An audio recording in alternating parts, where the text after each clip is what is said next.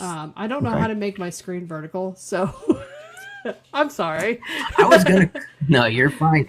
I was gonna chat about that with you earlier this week, but things just got crazy, and I ended up with like migraines for like days on end. So yeah, nothing ever worked out real nice for me. So it's all good. I'm sure at some point I'll stumble across the settings. So I'm just glad I have a background that's not the horrible room I'm in right now.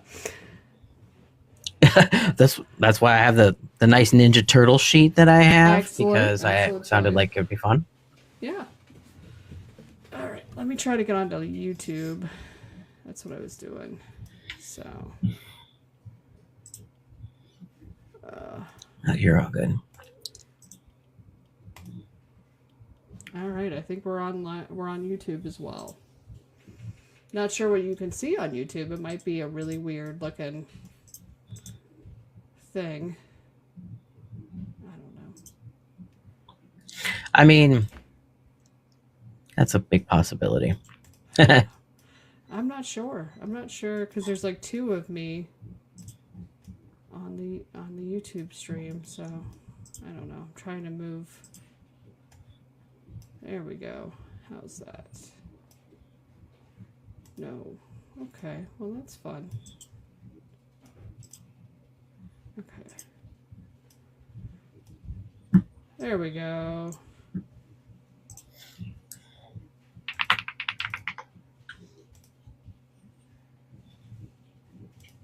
All right, yeah, we are live on the YouTubes, so that's fun. Okay, let me minimize this. Okay, cool. So yeah, today, oh my god. Like, what the heck? That's weird. Like, today was just a shit show with the whole... Let's see. With the whole, like, we're going to just remove an entire country from the map. We there? Not there? What's up? Can you hear me? Yeah. You disappeared. Oh, I did? Can you hear me? Yeah, can you hear me? Did I disappear? You disappeared. Yeah, your face is gone. Huh. Hold on. Hold on. I can hear you fine, yeah, but you're gone. Like, your face is gone. Okay, here it is. There you go. How's that? But are we still good? Yeah, can you hear me? I can't tell. Okay. Fun. Hold on, let me just get out of Did I screw it up? No, it's me. How's that? Shoot, dang. Is that better? Yeah, you're good. You're good now. Okay. I got out of the YouTube live stream. That's all I did.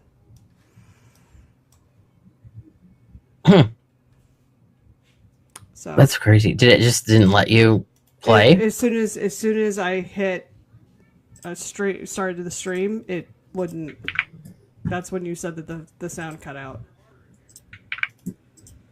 So. Oh, weird. Yeah, that's okay. I mean, I'm not really as worried about YouTube.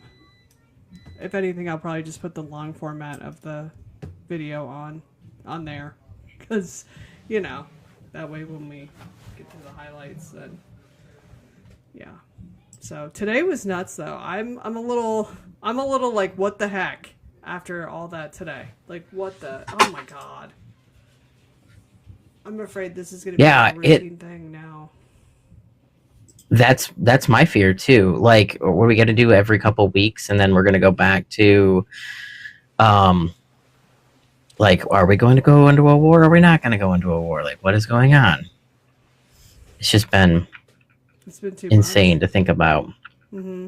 Yeah, I mean, I can't keep it straight. No, I'm tired, Batman.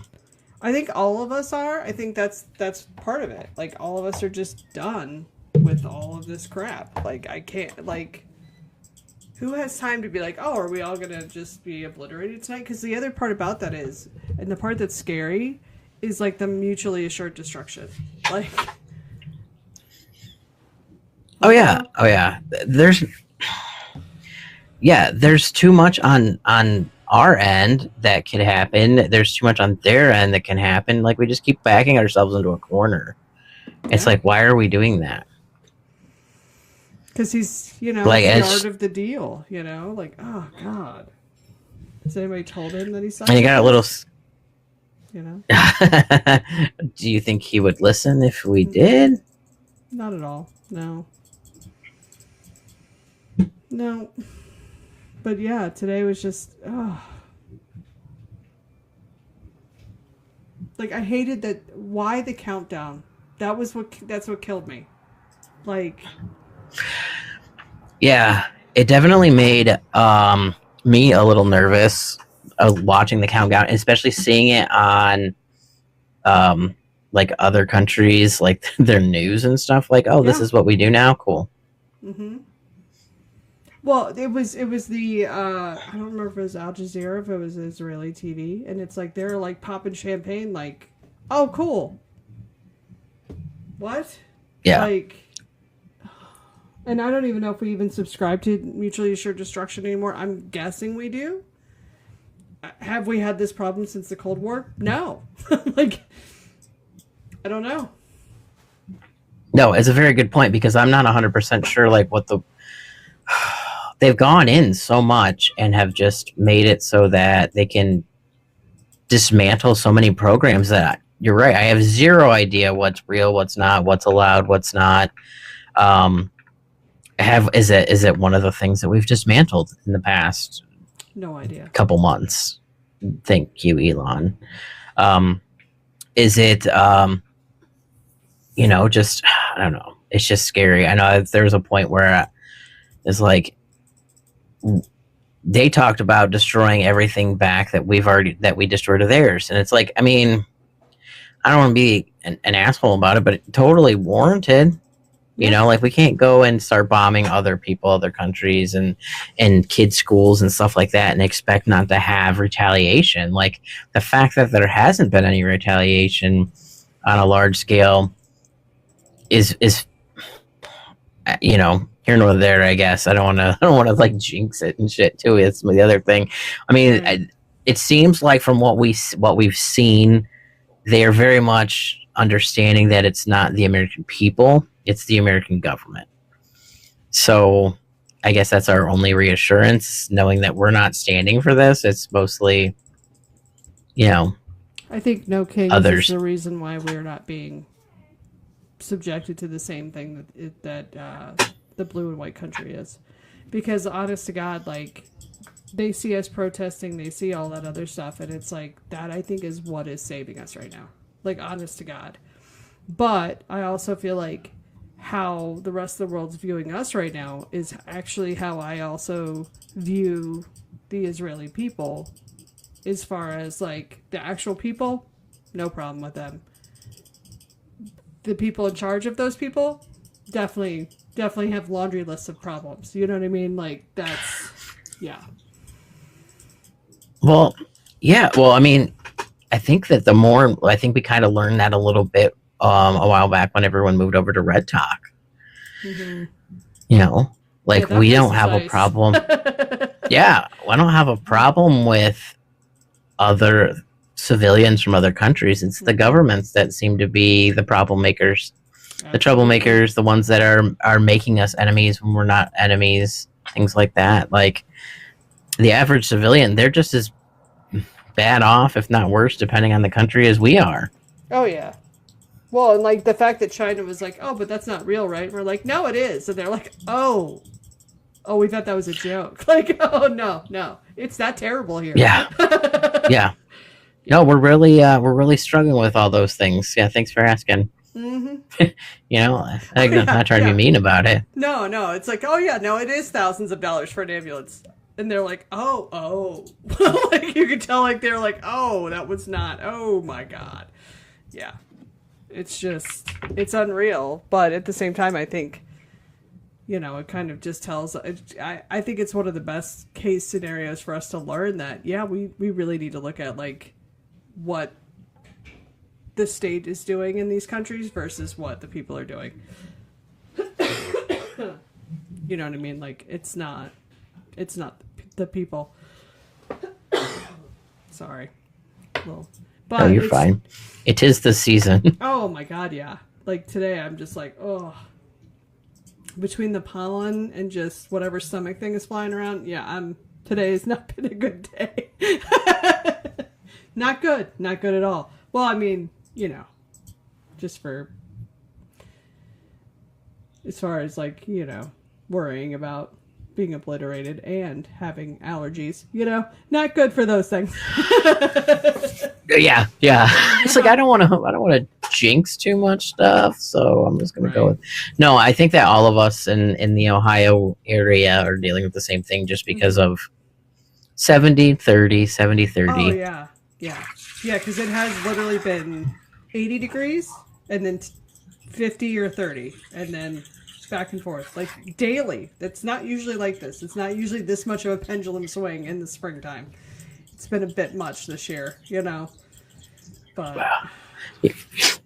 Yeah, I totally feel that. I said, like, I had migraines for like 2 days straight. Like I ended up leaving work early. I logged out early and went into our room, shut the door, turn the lights off, pillow over my head with a sound, and it was just like I can't catch back up. My wife's got one of those like cool masks that you put on that like massage your eyeballs and your head and like pressure, and that helped a little bit. But then like as the day went on today, it was just back, and I had to run to the store. It's like I finally gave up. I'm like, I'm getting Sudafed. I'm done. I can't do it. Yeah, I'm gonna have. I need the good stuff. We have to go find some Zyrtec for the child, because same thing, like coughing, sneezing. I'm like, let's flip a coin. Could be allergies, could be a cold. Who knows? It's like the $10,000 question. But yeah, I mean, I'm glad he tacoed. Don't get me wrong, but I'm so tired of this. I think everybody in the world is. It's too much, and I feel like we are not only dealing with a petulant child, but I don't know that gray rocking at this point is even going to do anything, because guess what? He could get more violent at this point. You know what I mean? It's like... That part is scary. When you think about it, like... the dimension is so strong that I can't figure out, like... Is everyone scared to tell him no, or is he just not... I don't think he's rational anymore. Yeah, I just don't know. Like, it's just... I don't think he can... I don't think he's in reality anymore. Sundowning a lot. Yeah. Yeah, so that's the part, I guess, going back to that idea is, like, that scares me so much is... if he's not in reality and no one's stopping him, what happens next? I totally agree. Because, like, I don't know how... There isn't a memory care unit at the White House. There shouldn't be, for a reason. And it's like, at this point, it's memory care. And it's people committing, basically, abuse. And that doesn't make him a good person. It's just the reality of the situation. Like, what they're doing is a crime, quite honestly. Basically, there's no way that man knew what happened in Iran 47 years ago. There's no way. That didn't come from him. No, that did not come from him. You're absolutely right. So he doesn't have any idea what's going on. Right. He doesn't know that they were referencing the Iranian Revolution. There's no way they knew that. Oh yeah, no, he didn't. Yeah, no, he doesn't know anything about what's going on. He doesn't know his history enough to know what's going on. I don't. And I guess that's the other thing too, is like, if he's just surrounding himself by yes men, like he wouldn't know anyway. Right. What's going on. Right. Which makes me think, like, to me, it's now, there's people that can be held accountable. Because here's the other thing, because I think people so many times assume that we're talking about a situation where he, like, I think people assume that I'm talking about feeling sympathy for him. I'm not. but he's incompetent. Like, Right. he cannot sign a legal document. He cannot enter a He, binding sh- contract. Like, he shouldn't be. no, no, like, I would be surprised if you put him in front of a judge if he would be ruled competent, like with the proper psychological testing. I don't think he is anymore. I genuinely do not think he is competent. So at that point, who is running the show? Who who's in charge of this? Because they're the ones that need to be held accountable, whether that's Vance, whether that's Miller, whoever is the one writing the tweets needs to be held to account, because they are taking advantage of an incompetent person who is not a great person, but is still not competent. That's the key part. Right. He's a terrible Right. human. Nobody's going to ever Well, deny that. But still, and if you read the difference between his posts too, like if you saw the one this morning where he was ate shit and said he was killing everybody, versus the last one he posted about the ceasefire, where within, how many times in your life have you heard him use the phrase where within? never. Never. Like, he's not writing that shit. No. What is going on? There's no way. I don't know. I just think it's scary, and it's honest to God, there's no great way to fix any of this. But the longer we all kind of collectively go, it's not my problem. It is very much everybody that lives in this country's problem. Regardless of who you voted for, this is going to be a problem going forward, because it's going to continue to snowball. Because everybody thinks we're going to be able to fix it with elections. I don't know that we will. Is it going to help? Yeah, but this magical fix is just not going to come, and that's part of the problem. As soon as we destroy the economy, which it happens every cycle because of trickle down not working, there's a bubble, it pops, we end up this close to economic meltdown, which I think this time we're not going to be able to stop that. It's going to happen. And basically, we expect the Democrats to fix it within like 3 months. And it's not going to happen. It's going to take 3 decades probably to fix this shit. If we can. At this point, we're beyond fucked. And I hate to say it like that and be doomer, but I don't know how else to make it abundantly clear that we need to take the power back one way or another. Not condoning violence, but it might happen. No, well, yeah, that too. Well, and I don't think there's a way that we're going to be able to, like, I know you and I've talked about this before. I don't know if we've talked about it on here, but we're going to have to create committees of people who are literally go through to figure out what has been broken to even reset to a place that would make sense before we can even expand and fix completely. And that's another, problem in its own right. Who do you trust? Because we really have to get anybody with any special interest out of there. Mm-hmm. We have to get experts in fields in to make sure that those things are, we need, congressional people who've got experience, who are leaders, who are not run by large PACs and organizations and things. We need, legal scholars and experts. We need people who are expert, like the Smithsonian. And there are so many things that have been dismantled that we need so many groups of people to be able to look at where it was before, look at where it is now, and then trying to find, who kept data on what was running. Let's use, I don't know, just use FDA, just use random ones like that. Like, who had what? This is what FDA was going by the day before he stepped into office versus the day after.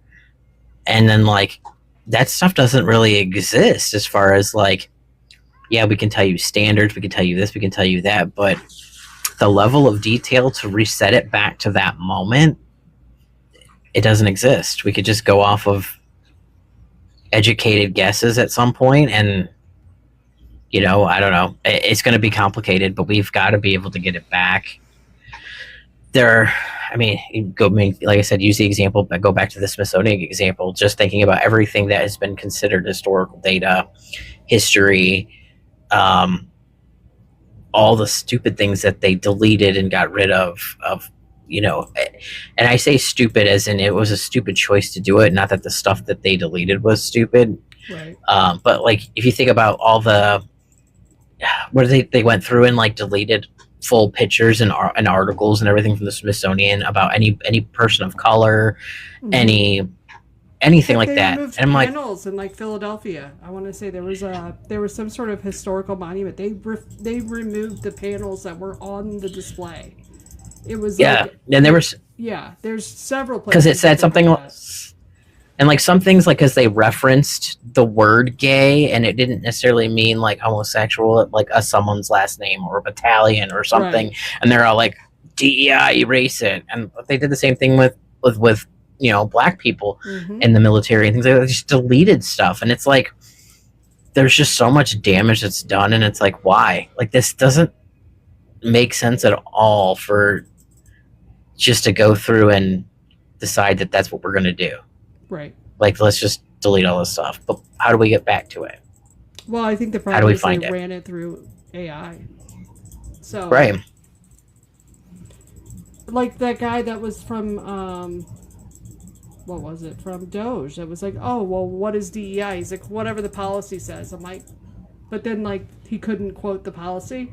Like, Mhm. oh god, like, we referenced the executive order. mm-hmm. And you're like, bro, you can't tell me what the three letters mean. No, it's in the policy. Like, oh my god, like that. That's one of those where I'm like, oh my god. It's just like what's happening now with the states. Like we were going to talk about privacy tonight, and we still definitely can, but why? Like I think we all know why, but I don't understand the fascination with who's in the bathroom. Like how, like I want to see the statistics on how often this is happening because it sounds, and it could be, but I want to see the information about it before I decide that this is definitely something that needs to be reeled in because I don't think it does. you know? No, well, and that's the other part of it. The statistics aren't specific. So, Right. like, if you do try to look at statistics of how many, how many women are attacked by men, like if you try to break down categories, they don't exist. That's not how statistics are kept within. And then how many of them are not actually documented. Right. So, I mean, you'll find more evidence that says that there will be more evidence. There will be more like actual written police statements and things that biological cis women were attacked by a cisgender man in a bathroom than you'll find of anything else. But because that's just statistically the truth, regardless of the room that they're in. Like that's just your demographic there. So I don't know. I agree with you. The bathroom thing is insane, but I just always go back to the idea, and I say the same thing when we have locker room, our conversations and stuff. Is I ask every single person who's been in a public bathroom with the 12-inch gaps at the top and the bottom, and the gaps at the side where you can like clearly see through people, and you could, if you wanted to, be creepy and stare at them.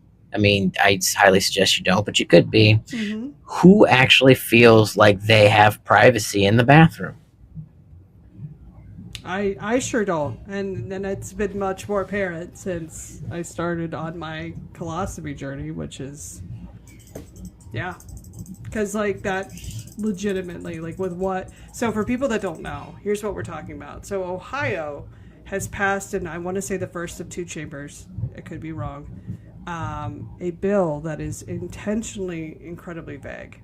And it's incredibly vague so that it could, honestly, it could literally women who are wearing like a hoodie instead of or jeans, or it depends on how far they want to enforce this, because it's that vague that people could be arrested for just wearing clothes of the opposite gender.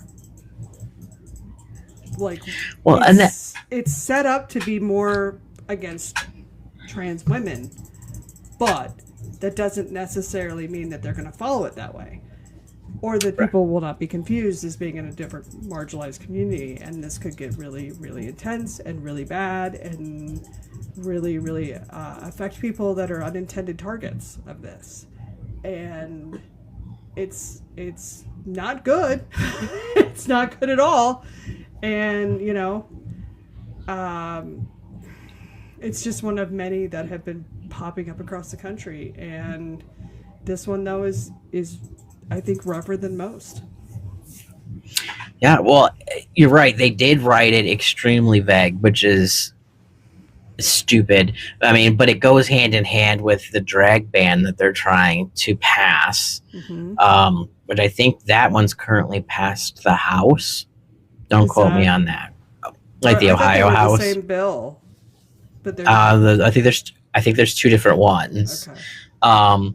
So the drag ban is also so vague and goes into the whole idea of anybody dressing at the and it even, I think, at one point lists like makeup of the opposite gender. So women can't wear man makeup anymore, in case you wondered. Like, that's a big note. Like, what the hell are we doing? Like, what? Yeah, like, why are you, like, you're writing it, you're writing with a specific idea in mind to target trans women. But, like, everything in law tells you you're not supposed to do that. Like, that's not how this is supposed to work. But then I ask you questions like, okay, everybody who's in America right now, how many of you have seen the movie Mrs. Doubtfire?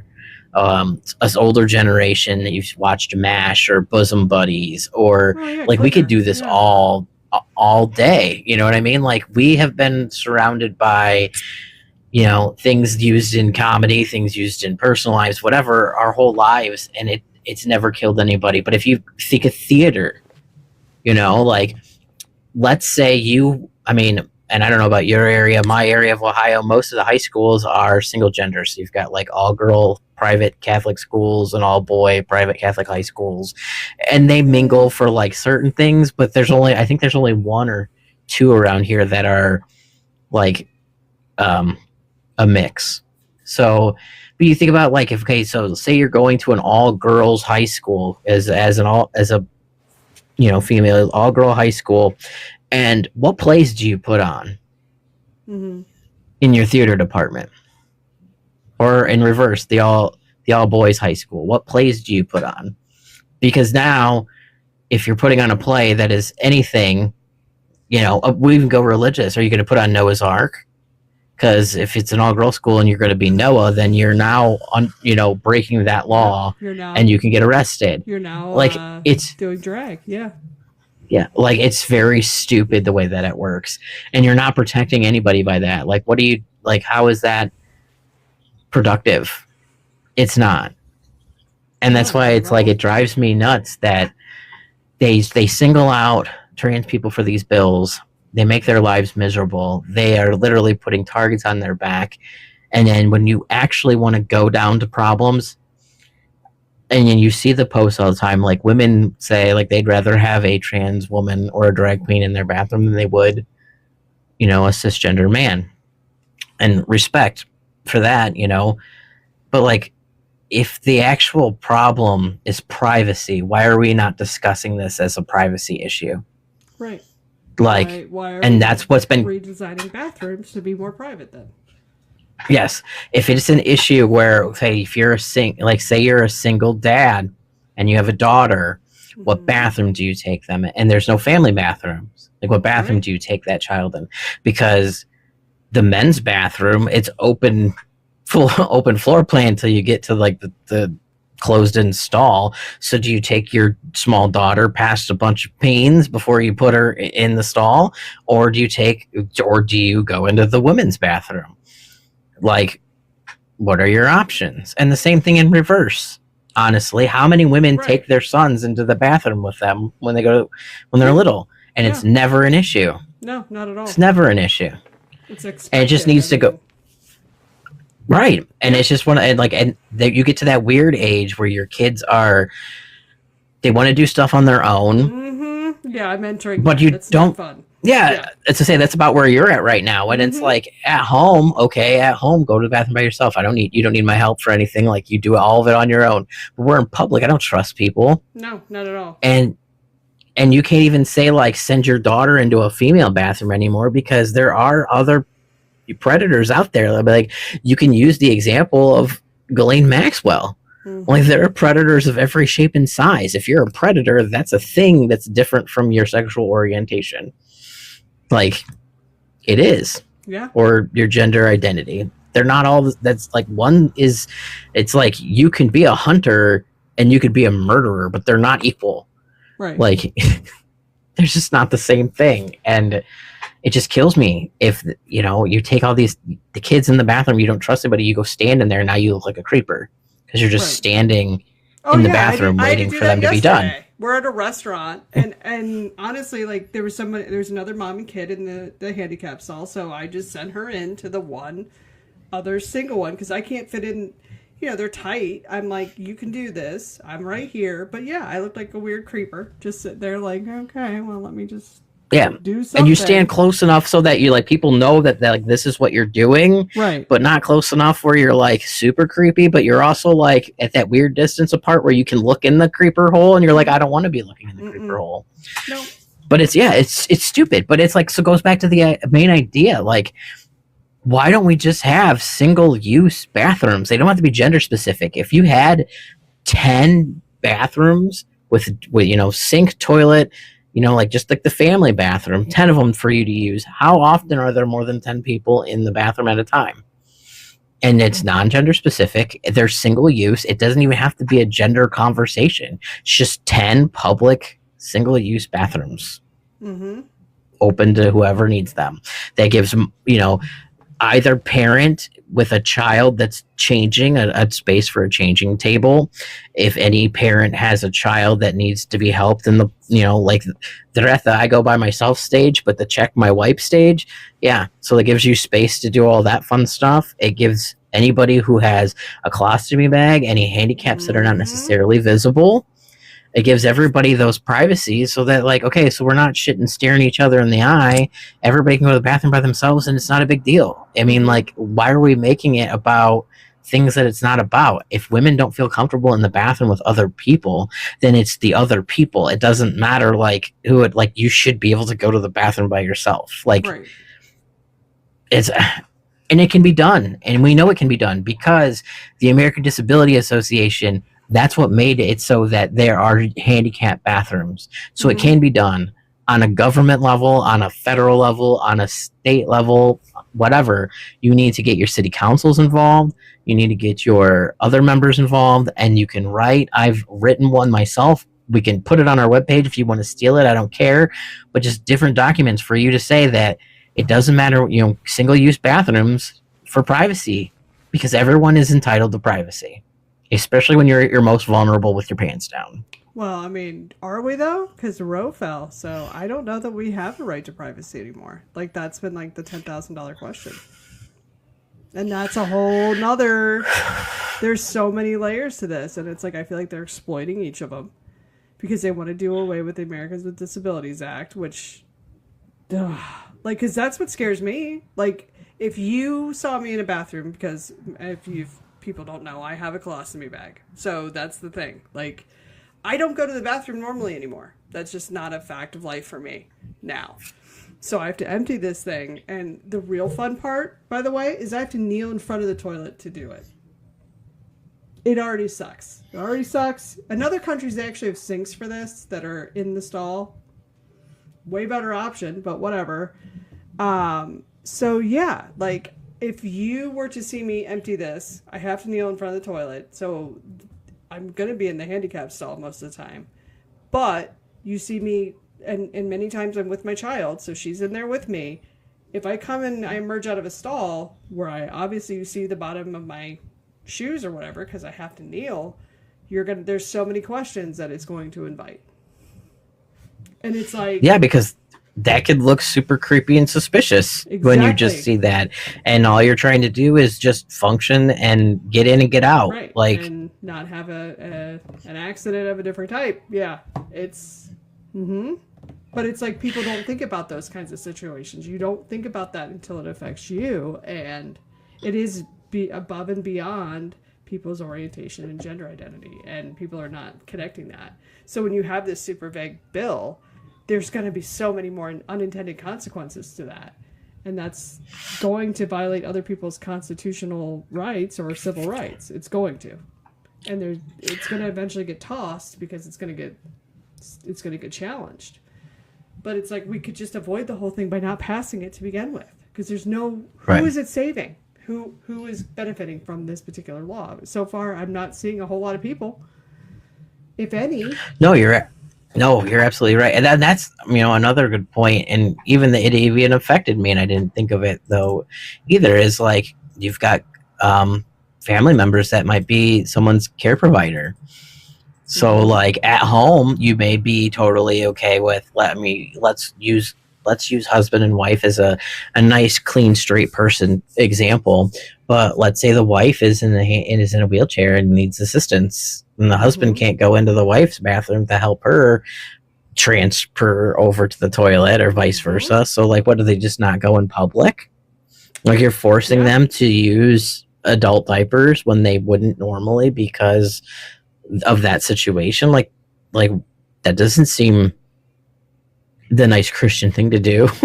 Well, it's not throwing it out there either. Like like I can't, if you're not unless you're incontinent, I can't make somebody wear something that they don't want to wear.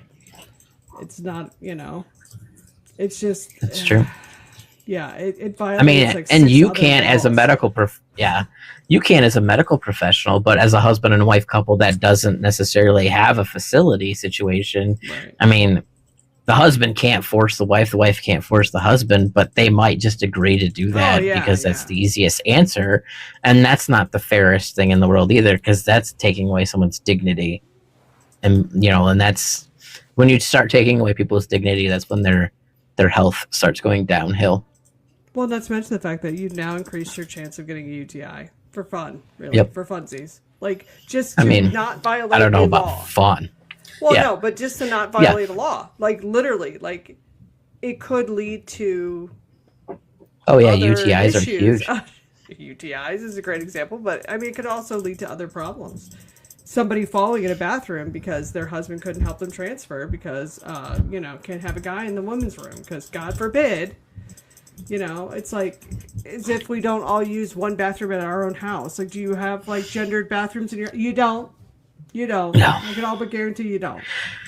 My wife would tell you we do, because there is a bathroom that's underneath the stairs in the basement that she refuses to use, and she says that's the boys' bathroom. Yeah, but that's more preference. If an emergency situation came up, there's definitely, right. I mean. No, you don't keep gendered bathrooms in your house. You don't do it's a stupid rule, and I've never understood why. For the sake of what? Because it's convenient? Like, because it's convenient for companies to treat us like we're animals and throw us into an open stall floor planned bathroom. That's basically because it's easier it's for building or whatever, you know what I mean? Like, but there's no other legal or normal mindset behind that. Like, we are all now in a place where when you're in the bathroom, I mean, for the most part, when your kids are little, things, whatever, different. When it's just you at home, whatever, the doors. But if you're in, your house and you're having a party, you don't go to the bathroom with the door open. Like, you shut the door and it's one person bathroom, and when they're gone, the next person goes. Like, why didn't we have the same concept in public places? Right. Exactly. Like, I don't understand why. I don't get it. I really. Is it the same thing about locker rooms and like locker room showers and stuff? I think that it's super weird and creepy. Like, all of us have been through high school. All of us have been through, the changing at gym class, and like, how many people felt confident and comfortable themselves being in those locker rooms? Like, maybe one or two of the jocks, but anybody else, even the cheerleaders, were judging each other, so they weren't feeling 100% confident. Some of them may have pulled it off better than others, but it's just a stupid thing that we do to dehumanize each other and to dehumanize everybody. Like, it's private information, private conversations. You don't know what people's scar situations are. You don't know other people's, where they're flabbier, where they're not flabby enough, whatever, all the situations, all the body parts and stuff. But like, especially in high school, like, people are so judgy. Like, that's the worst mentality. And to start throwing people out in like those situations where they're like, okay, here, now you're judged in your underwear by all of your peers. Oh, like why did we think that was a good idea? My brother had a problem, like, in the sense that, like, and if he's, I don't know if he's watching, but sorry. I'm about to put on. Well, I'm about to. Anyway, he had like cartilage in one of his pec muscles, and it kind of it malformed. It looked a little weird. So he hated. Even to this day, he doesn't like to not wear a shirt. Like, I get it. It's fine. Not. But that's like another just straightforward example where he didn't want to get changed in a locker room because he didn't want to hear about this cartilage situation that he had in one of his pec muscles. He had underdeveloped pec muscles. It is what it is. It's just one of those things that's how, when he was born, that's what happened. And it's like, at the same time, though, he shouldn't have to be forced to get changed in a room with his peers. Like, that's just... Well, and how often, think about, we could stick with like that conversation. Like, one of my brothers has a third nipple. It's not a full on nipple. It looks like just like a little indent birthmark kind of thing. But like, that could have caused a lot of, emotional trauma and things like that. Right. Like, and we can even get like moles, like anybody who's got a big hairy mole, or anybody who's got a weird strawberry birthmark that's in a weird shape, like anybody who's got more hair, less hair, because not everybody looks like a Barbie doll when they're, a female, and you're supposed to be hairless, and you're a male, then you're supposed to be hairy and you've got none. Like, there's just so many examples. And we just, here you go. If high school isn't traumatic enough, let's all throw you out here with all your peers for them to judge you. And I just don't understand the concept. Like, I don't like, and I understand not wanting people to smell, so you change your clothes, but like, we could really do this a different way. Like, there could really be a whole nother. Like, my kids' swim lessons, they have individual changing rooms at the swim school. Right. It can be done. There's 10 of them. You can rotate through, because guess what? When you're trying to get ready for something, it doesn't take that long. You could literally, like, if you're in a room where you can shut the door, especially like, taking off a bathing suit, because I was on the swim team. Yeah, you're going to peel that thing off. I learned how to do it with clothes on, but yeah, definitely can be done in a changing room situation faster, because you'll cycle through that real quick if you're in a situation where you have access to that. It actually can go rather quickly if you had, and it doesn't take a lot. It's the same kind of stall situation as a bathroom. You just throw them up, and then there you go. I think that's amazing that was, at a kids swim school, like, not even talking like a big establishment. Not that I'm saying like, yeah, no, she goes. I can't imagine. They're not like Goldfish Swim School has like 10 different changing rooms in there. You just go in. They're all like, it's like tiki themed. It's actually really pretty cute. But yeah, you go in there, you get the kids can get changed. You come out, you have their stuff. You put their stuff in a like a little cubby or a locker. You keep it with you. Yeah, it's pretty straightforward, but it can be done. That's it. Not a ton of I think we should. Construction. We need that. We need that everywhere. Every bathroom situation, every locker room situation. Like, it shouldn't be all out on display. No, and like, I can lock the door. That's the other thing too. Like, I, as her parent, can go in with her, help her get changed, because she's, bathing suits are tricky when you're a little kid, and then we can come out of the change room and it locks. It has just a regular handle on it with a freaking push button lock, like any standard lock. Well, and then I think it boom, opens back. It makes it too, like, how much faster it would be, because you wouldn't have to separate as much. If you think about it, like, you wouldn't have to be like one per, like, one's on one side, one on the other. Like, you could have 20 straight in a row all the way across. All 20 kids can go in at the same time. all 20 kids can come out when they're going in like the next set, and you can have one person kind of monitoring to make sure two kids don't go in together. It's not like think of all the other bullying that goes on in locker rooms and bathrooms and things like that. Like, you don't have to worry about it if they're all right there out in the open, and you can just stand outside and see 20 people go in and 20 people go out, and never have to worry about what's going on in their pants or anything, unless they come out with a mess on themselves, and that's a different conversation. Well, But yeah. I mean, unless there's a handicapping situation, like in my case, like I could see if a kid had a colostomy, having an accident would be rather easy. But different conversation. But right, but that's maybe you could go with your parents, and I was just thinking like high school age or things like that. I mean, if you think about you've got, let's say you've got 3 kids and they're all about like 3 9-year-old girls or whatever, and you send them in the girls' bathroom, and then you're like, well, and you're the dad, you have to stand outside.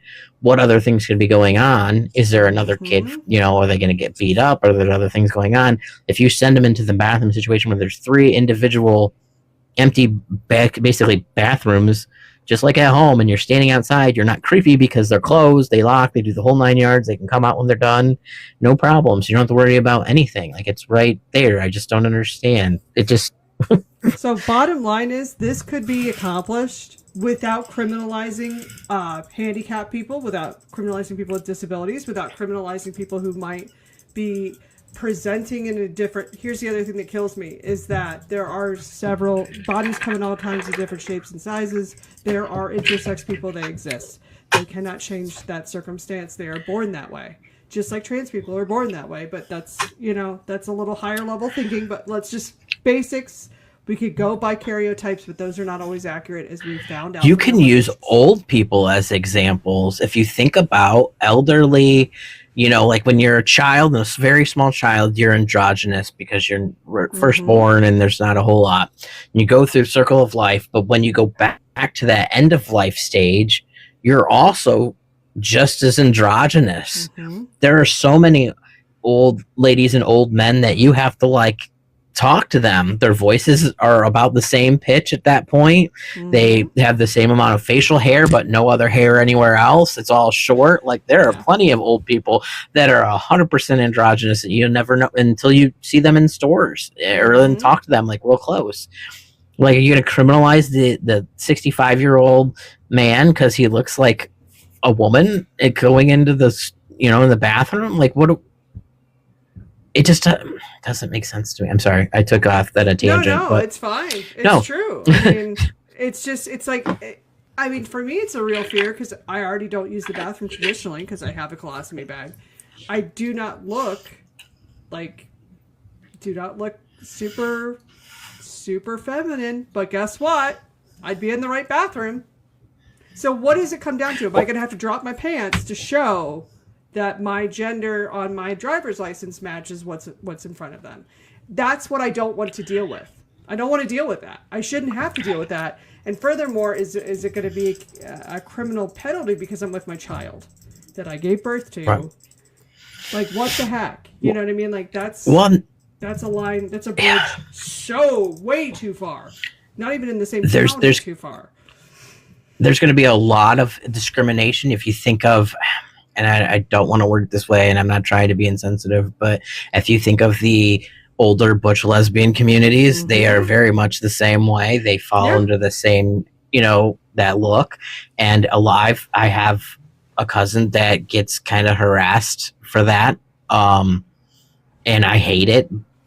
And, we do group, sessions, and everyone does, hangs out and does things together because you don't want your family members to be in those situations. And it's a weird fucking place to live in that's what's going on right now. Yeah. That's what you have to do. Like, I have to monitor you, and you're older, and she's older than us by a good 20 years or so, but I feel like I have to babysit you because the public's not safe for you to go to the bathroom. It's like, what? This is so it's so stupid. And I mean, and then the other part that no one ever even talks about is you've got trans men exist.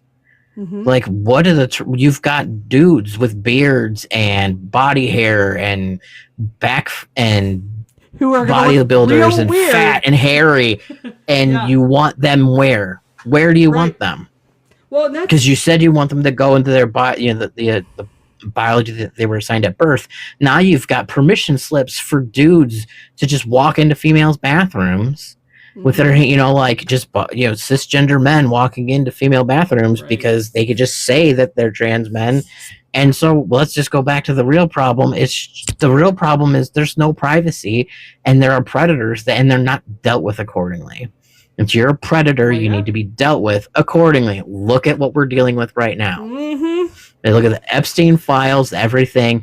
We make passes for the wrong people, and they need to be dealt with. Like the Brock Turners of the world. You shouldn't have gotten a second chance. You're a predator. Right. Like, you shouldn't have been smacked on the hand.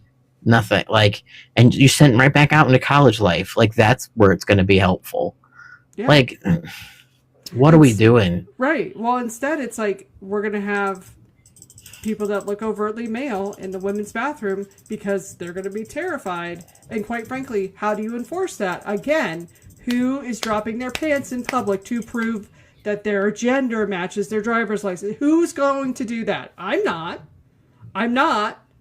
But is it, like, how do you even enforce that? That's the other part of it. How would you, because, like, honestly, it's going to happen to me. I know this. It's going to happen to me. And it's like, it's one of those where it's like, oh, God, what am I going to do? Like, because, I mean, I haven't changed anything. It's so frustrating. Like, why do we? And why do we live in a world where this is the argument that this is the thing that we're hyper fucking focused on as a country right now? Is who's in the bathroom? No, you know what they should do? Like, you know what trans people do in the bathroom? They go to the bathroom. Do you want to know how I know? Because if you're in the trans and you're in a bathroom, you're not fucking dilly-dallying because you're scared to death for your life. It's an emergency situation at that point. You're going to the bathroom or you're going on the floor. Like, we've gotten to the point where the bladder infection rate has to be super high for all these people scared to death to go in the bathroom because they don't want to be misgendered, mistaken, beat up, whatever, harassed, just for doing a normal bodily function that you can't control to a certain extent. Like, it's so stupid. But let's just start another war in another country and let the pedophiles be pedophiles. It's fine. Yeah, it all comes down to pedophilia, and it's just we're looking at the wrong. Because once again, we're back to I want to see statistics. I can't talk tonight. It's been a day. I understand. I want to see statistics about how frequently this is happening.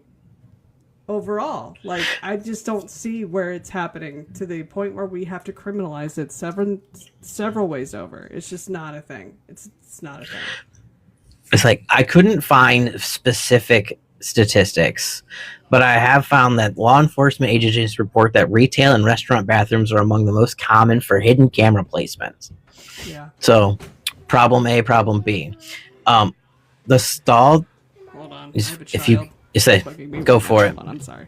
I'll start. I'll keep going. The stall gap design has not been meaningfully changed since the mid 20th century. So we're talking, early 1900s that the same bathroom design that we have now is the same design that has been since then.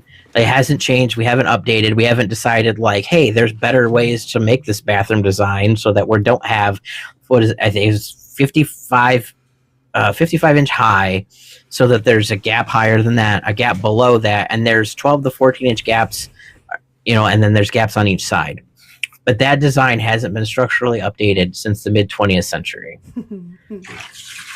So we're just a structural facility for voyeurism. Like, you're just allowing people not only to peer through the cracks, but with the hidden cameras, with everything else. Like, we're going back into this place where it's just become a problem. And I hate to use the word sexual assault, but it's going to be there. But it's not going to be all the the trans people that everybody's worried about. It's going to be the situations that we already know of, that we've known about the whole time, and it's never been dealt with. Right. Yeah, because, I mean, hidden cameras, like, how many people post they've gone to an Airbnb and there's a hidden camera? I mean, public restrooms, places, so many places. You're probably being filmed more in a situation that you're more comfortable with, like your workplace, an Airbnb, or a long-term, hotel situation. those are going to be the places that you're going to find these things. It's not going to be, I mean, it could be a random public bathroom, but that's more what I would be worried about versus who's in what stall. Right. Right. And so we've got enough things to worry about on a regular basis than who's paying next to you. If that in place was enclosed, you wouldn't ever worry about it again. Absolutely. Like, it's just, I think we're hyper focused on the wrong things as a distraction tool and method, and it's just, we're going to affect so many untargeted or like, basically there's going to be a whole lot of people affected that are not the people that they want to affect. And that's, you're trying to punish the wrong demographic, the wrong types of people. Granted, they don't care about disabled people at all, but they're not thinking about, like, people like me who are still able-bodied enough to work. I still have I just have a colostomy. That's it. I just have to kneel in front of the toilet to empty the freaking thing. Where do you want me to do that? Like, at this point, I have emesis bags to do that in an emergency, but part of me is just like, should I just carry these around? Is it safer to do it that way in the car before I go into a store? And anybody who's ever dealt with, and I'm not trying to say this to be offensive, but anybody who's ever dealt with anybody with a colostomy bag, like, doing it in a car is not a situation you ever want to have to deal with, because they've come far with the deodorizer part, but yeah. But still, like, what do you do? Okay, even if you're an expert at everything, I've poured from a can into a cup a million times in my life, right? But I spill sometimes. I'm not perfect. Like, that's not something you want to spill. No. So you just, like, all of a sudden now you only go and empty it in the car, and you spill in your car, and then that's a shit show. Yeah, and then that's what literally a shit show. Yeah. Yeah, and you can't get it doesn't come out easy. No. It's not Febreze fa la la la. No, it's like, now it's flowered smelling shit, and it's stuck in penetrate. Well, and yeah. Again, there's products for some of this stuff, but at the same time, yeah, that's the gist. Is that, yeah, we're creating an entire scenario that doesn't even need to happen, all because I don't want to use the bathroom because, I might look not feminine enough for the women's bathroom, even though, yes, everything matches on the driver's license and all that stuff. Why is this? It shouldn't even be a thing. Like, that's the thing, is that the moral of the story is, why are we doing it? Oh yeah, it's because we have this. There's a creator on here that calls him the Presophile. Perfect. Yeah, the Presophile in chief. That's really why. We're going to inconvenience an entire demographic of people, and not even the targeted people. Them too, but we're not even talking about the demographic that they want to inconvenience. And for what? Because we have a Presophile who doesn't want to be held to account for his crimes. Okay, cool. That's great. Cool. Yeah.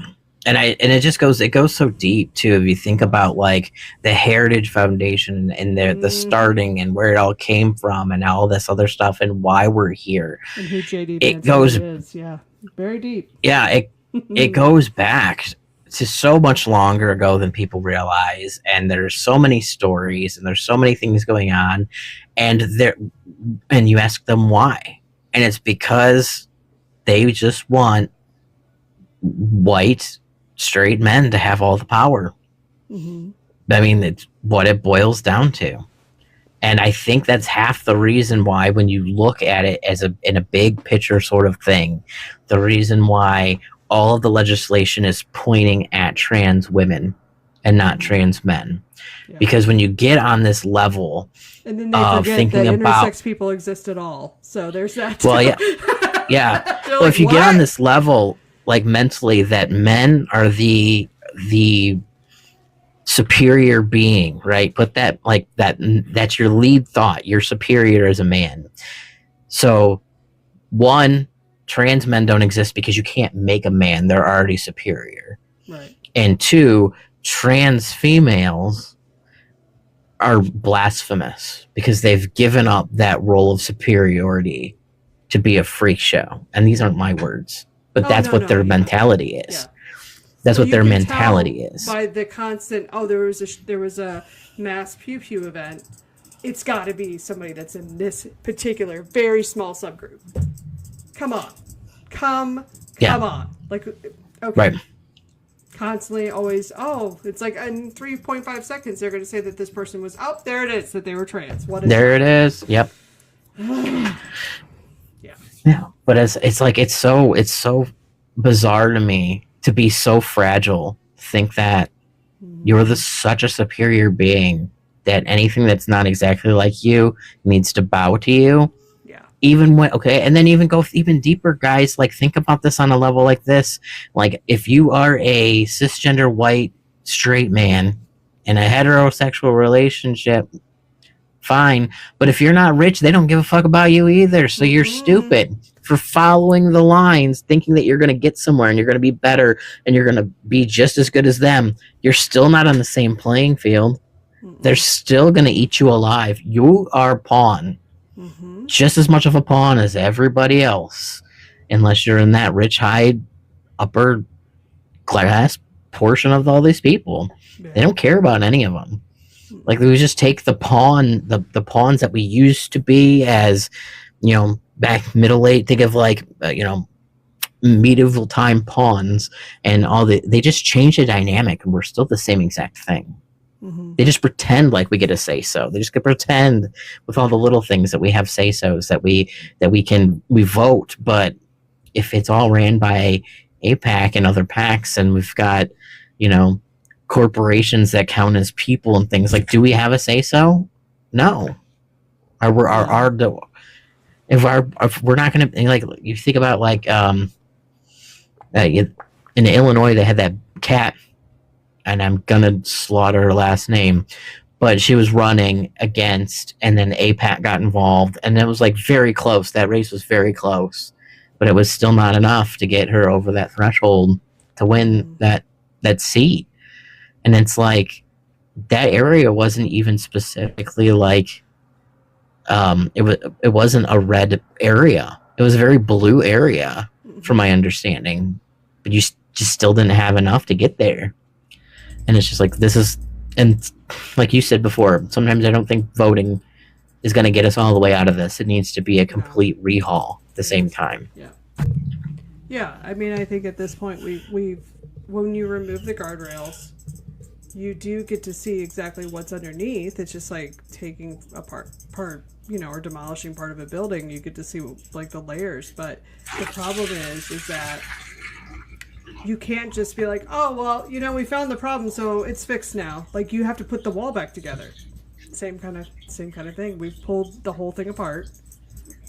Doge did, really, and now it's going to take a multi-step, multi-year process to get it back. There's just no, like, we can't just bibbity-bobbity boop our way out of this. Like, it's going to take work. It's going to take actual work. It's going to take figuring out exactly what was compromised, how badly, what we need to do to fix it, what does it entail, how much money is it going to cost us? Because if you think that we're screwed money-wise for probably the foreseeable future because of what this man has done. And there's that too. It's so bad when it comes to that kind of stuff, because this is a dude that he clearly doesn't care about the deficit in the budget and everything, because he's spent more than anybody else. Any of the last few presidents combined, I think. I was like, what are we at daily with the war in Iran right now? It's billions. The non-war. Right, the war non-war. Yeah. So, like, and plus gas, and I mean, everything is about to skyrocket again. Well, and everything that gets brought here, made or produced with gas or gas, like, that's the part, like, some people don't think about. Yeah, I mean, everything gets halted in with semi-trucks, and like, we're screwed, guys. Like, I don't know how we can say it in a nice way, and I'm not trying to be a doom person, but like, everything is going to go up. And if you're barely making it before, you're not going to just magically make it better now. Like, no, we're all in the same boat. We're all going to have to make cuts and things, but the rich people are still going to be rich. They're still going to be able to have and spend millions of dollars a day or whatever it is, a second, and still be fine. Like, well, and that's why I really think that it's going to take Like, and I think all of us, the collective, we the people, need to really kind of think about what we need to do to progress our country forward, as far as like we do probably need to rewrite or strengthen heavily the Constitution, and that can look so many different ways. I don't think we should scrap it, but we need to build upon it significantly. You know what I mean? Like restoring everything. I think that there's still a lot of good to the Constitution. I think we need to preserve what we have for right now, possibly rewrite it when we're on better footing. Like, we're not doing it as a scramble, like we take 10 years to rewrite the thing. But that's not going to happen right away.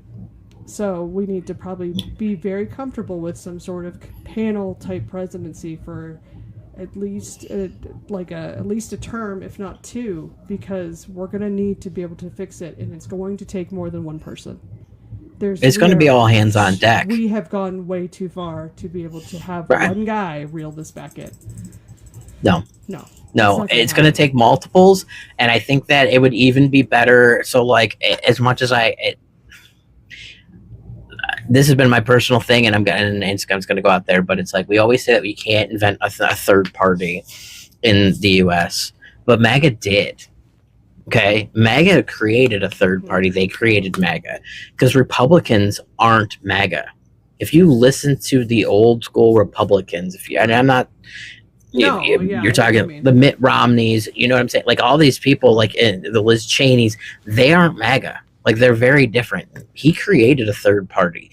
We need to do the same thing on the other side. So like, let's say, Mondani, he's going to be the token third party in this situation and on the left side.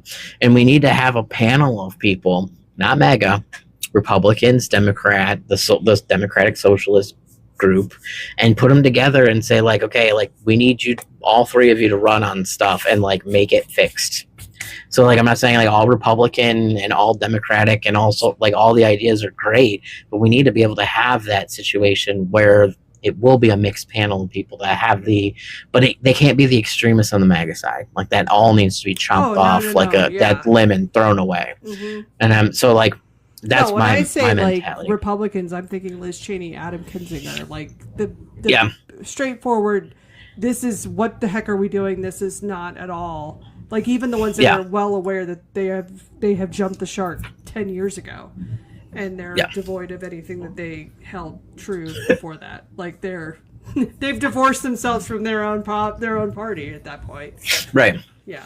And I mean the Democratic Socialist component is the goal, but that's the other thing, is trying to get people to understand that Democratic Socialists were not the same as the 1930s German Party. Completely different. Completely different. No, Democratic Socialist. If you want the most iconic example of a Democratic Socialist in today's time, you would have to look at like FDR and all the programs and everything he built up. Social Security benefits, and you're talking about this, things like that.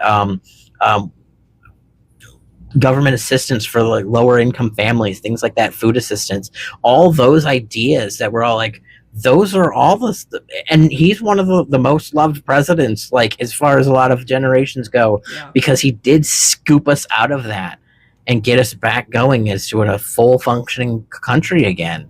And it kills me that everyone's like Democratic Socialists are horrible. I'm like, if it wasn't for that guy, what if we would have had? We would have basically been doing what we're doing now, which is like rugged individualism that doesn't work. Mm-hmm. That's basically what we've been doing. Like trying to make it work on your own. It doesn't, because you can't. Just like the Gilded Age, we did the same thing then. We did the same thing in the 1920s. It's just this constant, like, somebody comes along and is like, oh, we can trickle it down. No, we can't. No. And I hope to dear God we have learned this now so many times over that trickle down does nothing. It makes a bubble in the market somewhere else and it pops and then we're all screwed. That's what happens when you trickle anything down. It does not do what we think at all. Not even remotely. Because people will be like, oh, no, it works. When did it point to a time in a situation with specifics, with data? I want to see where it works, because I know it doesn't. It has never worked at all. No. And if you even just take the thought and the pattern of the rugged individualism mentality, like there was a time, my parents' generation, our grandparents' generation, where like you could go to your boss and have conversations with the boss and talk about shit. Think of the movie like the National Lampoon's Christmas Vacation. Oh Okay, yeah, the like whole everybody phrase. expected that check, and everyone went. He went crazy, and I probably would have went just as crazy if historically you've always got that bonus check before Christmas, and then it disappeared. You're like, how the hell am I supposed to pay for Christmas? I was expecting that. I knew we got the bonus, but now you just changed it to a fruit basket or jelly of the month club. Mm-hmm. Like, companies don't care about their employees anymore either, Right. because that individualism has become too much, and we have things, companies that are divested into other companies, things like that, and it's like nobody is appreciated. Every employee is replaceable. Mm-hmm. Like that's the same mentality as that trickle down. Like, we need to get out of that mindset. Companies need to, like, CEOs can't get a bonus until all of their employees hit X metrics. All of them are they cannot be eligible for any government assistance. Like, you need to pay them up an amount out of that. And they can only get a bonus after bonuses are paid out for all their employees who got them there so that they could get a bonus in the first place. Because nothing happens without the little guy. Mm-hmm. It's proven. Like, any lifestyle, you if you're a server, you can't serve if you don't have cooks cooking or bussers helping clean the tables, whoever wrapped the silverware at night. Like, that mentality goes from top to bottom. You can't do anything without the lower guy and all of you working together as a team. And that's the way it needs to be throughout the whole thing. Like, mm-hmm. CEOs don't get bonuses until everybody else is taken care of. You pay out your staff. Well, and I also think, too, if you have people on food assistance, on welfare, you can only keep X amount of profits, and it cannot be put back. It has to be put back into your employees, has to be put back into your business. It cannot be hoarded and just saved. Not even hoarded and saved, just used to purchase your own stock. That has to end, too. Stock buybacks have to end immediately. Yep. No. You can't... If you are buying your own stock and you have people on food assistance, you're the problem. 110%. You are the problem in this country right now. Mm-hmm. Make absolutely no mistake, because look at Walmart. That's literally how they made their money. And it's like, of course that's how you like, you just artificially inflated the stock market so people like us can't even get involved in it. And then also... Sounds so familiar as of recent. Right, and then you're writing off your, any kind of risk that you're taking. So it's like, no. No. You shouldn't be able to keep your profits if you have people on assistance. Point blank, period. No, you shouldn't be able to keep your profits. I think that, so I struggle with this line of senators and stuff and people in the Congress places and whatnot having stocks. Mm-hmm. Now, and I use that term frequently loosely because I think about, like, my retirement plan is invested, but I go through a firm, whatever, and I don't get to touch it. And I think that if that was kind of, I think that's exactly it. If it was this setup, I just don't like the blanket statements. Is what mentally is where my brain is. It's that neurodivergent thing. So, like, if you already had invested retirement in in whatever, and it's through a company, like, I'm going to say Fidelity because that's the one I'm most familiar with or whatever, mm-hmm. then they still manage all your stuff while you're in, but you can't talk to them. They can't talk to you. Like, it needs to be a complete cutoff, blackout, trust blah. Is what I was going to say. It needs to be in a blind trust. Just like anything else. Yeah. Just like your company. And I'm fine with our president. Yeah. If it's like whatever you had beforehand, and then you can take it out when you retire. But, like, anything in the middle, you don't get to touch it. Doesn't look at it. It doesn't exist to you. And that's the way it needs to be. It needs to be that way across the board.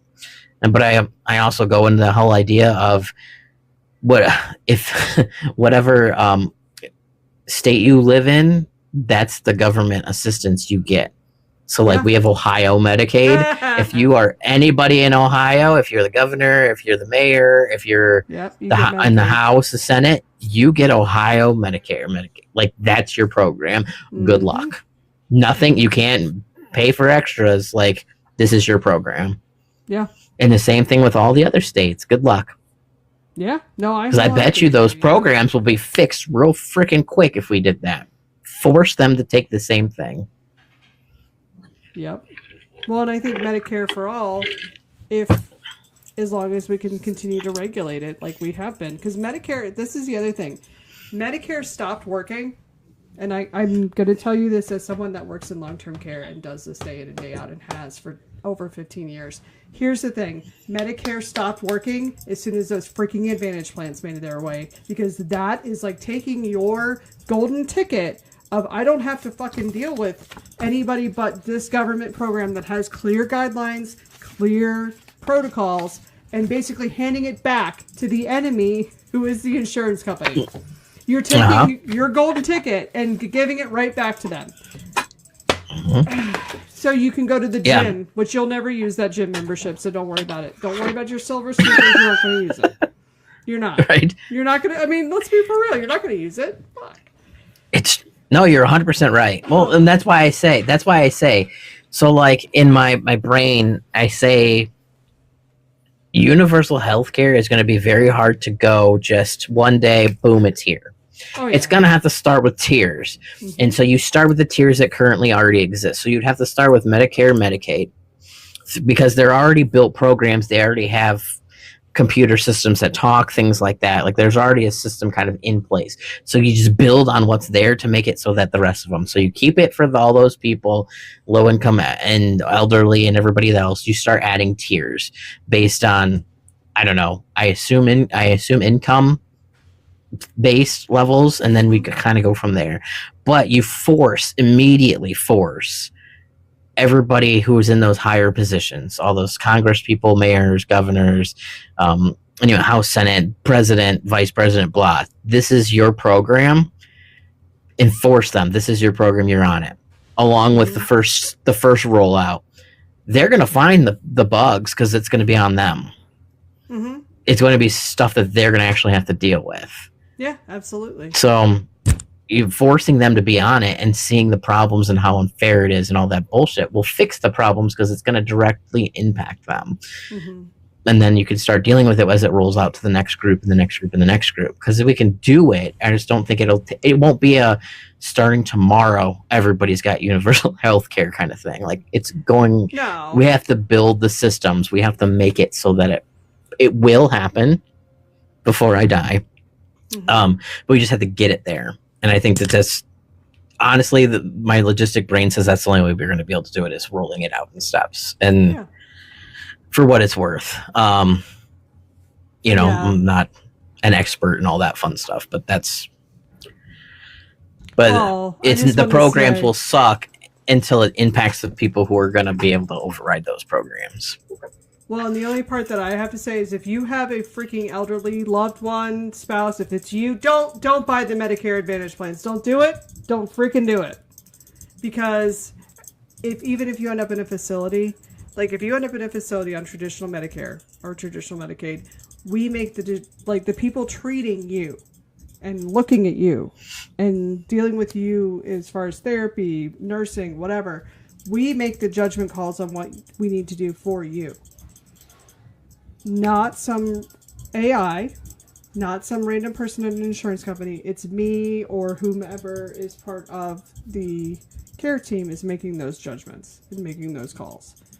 So it's a vastly different experience. There are guidelines involved. You get so many days per calendar year, so much time, X, Y, and Z. But we can manage those deadlines. I cannot manage it when the insurance company has full reign of it. Then I can't. It's a done deal. So that's a lot of the Medicare Medicaid problem. Hold on. I gotta shut the door. The cat pushed it open. Hold on.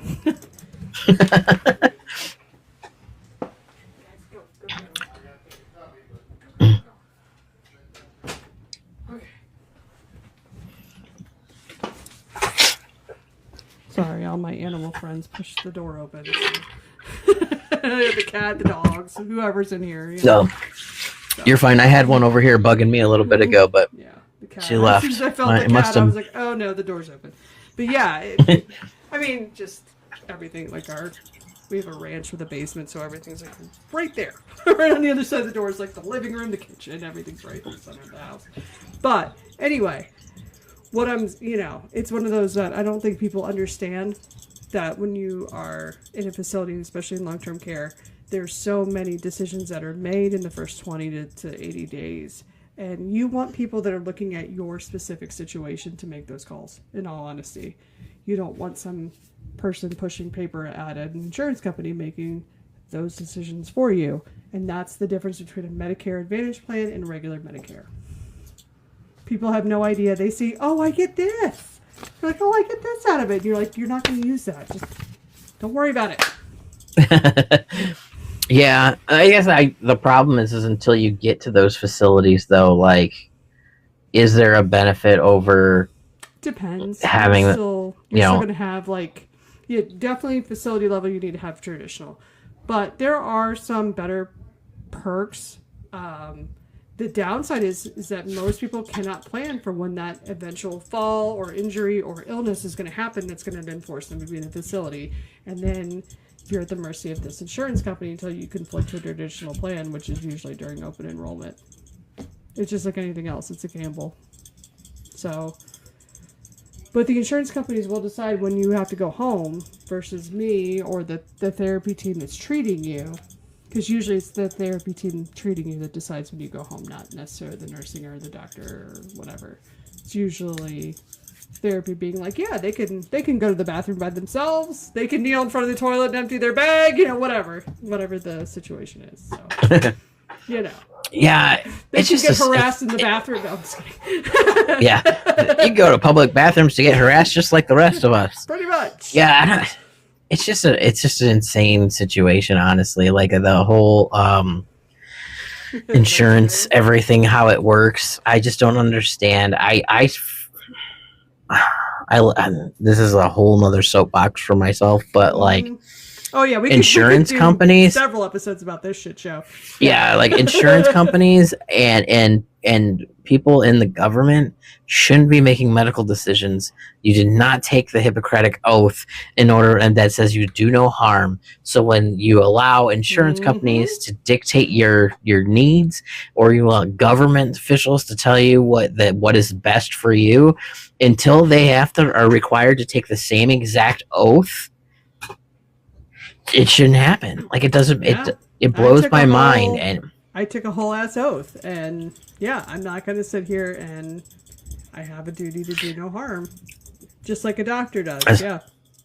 Yeah, I know. I mean, I was also with the Ohio Board of Nursing with the dialysis, with being certified. And we had to take the same oath. And when I was in pharmacy, I had to take the same oath. I don't have to take an oath now, but I get to deal with the FDA, so that's just fun.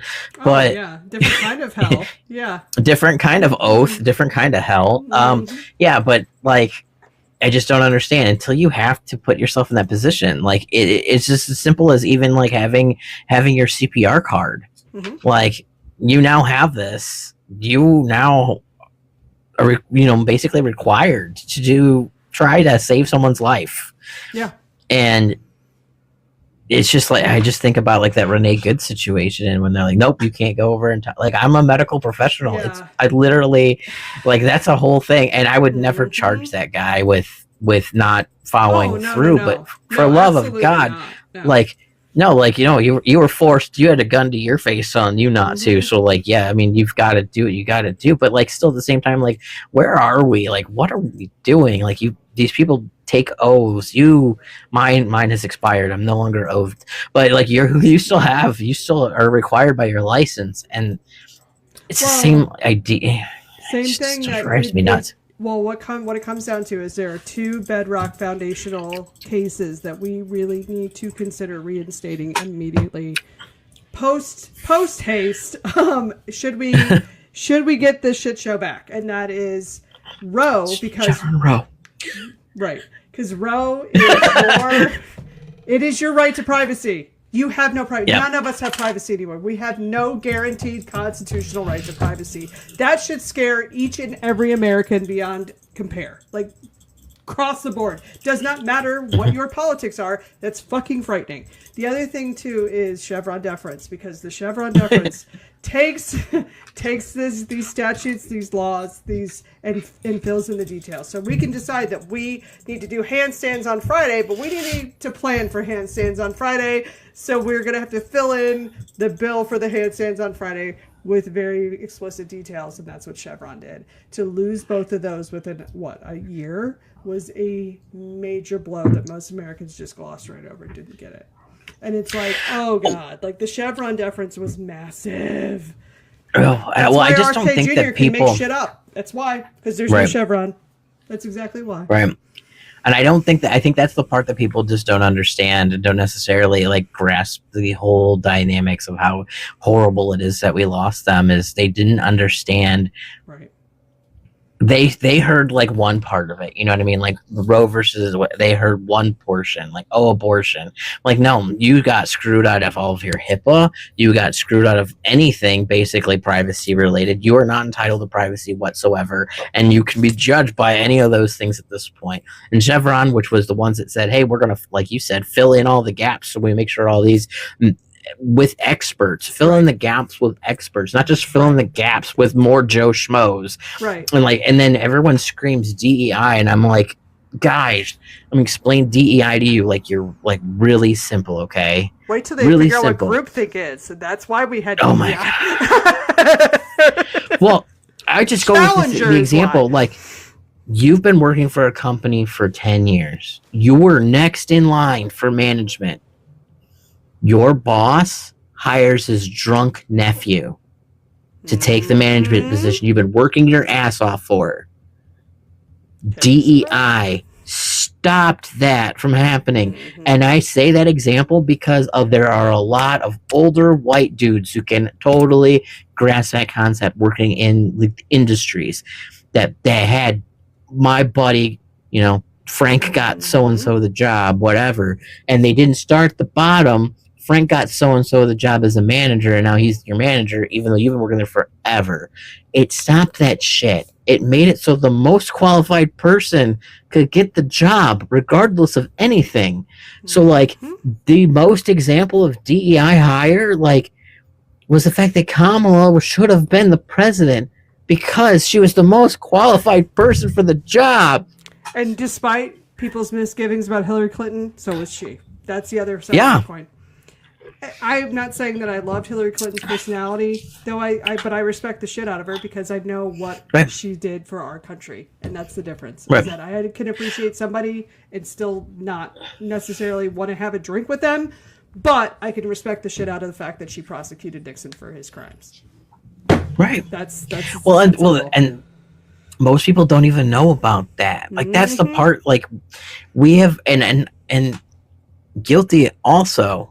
Prior to like the last 10 years of my life, we have gone through most of our lives being able to just ignore politics. Yep. Because it happened in the background. And it didn't really, like, okay, well, may have paid attention to taxes, we may have paid attention, and that's 100% our white privilege. I'm going to say it out loud, because they weren't really focusing on any of us. We were just going about our day. They weren't hunting down, white people, doing things like that. Like, we were 100% not affected by what was going on a daily basis for the most part. They were doing it on the back end, and they were white collaring us to death, basically, getting away with all the white collar crimes, robbing us blind while we were all just doing our thing.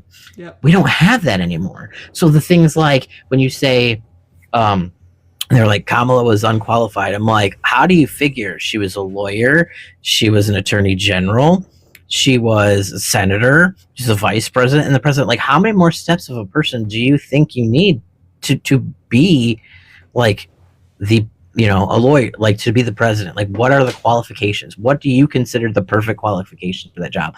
Because a failed businessman is not one of them. Right. Like, especially when that failed business is a casino. I mean, I'm just going to throw it out there. Right. How do you bankrupt the casino? How? Right. Hold on. Right. Go for it.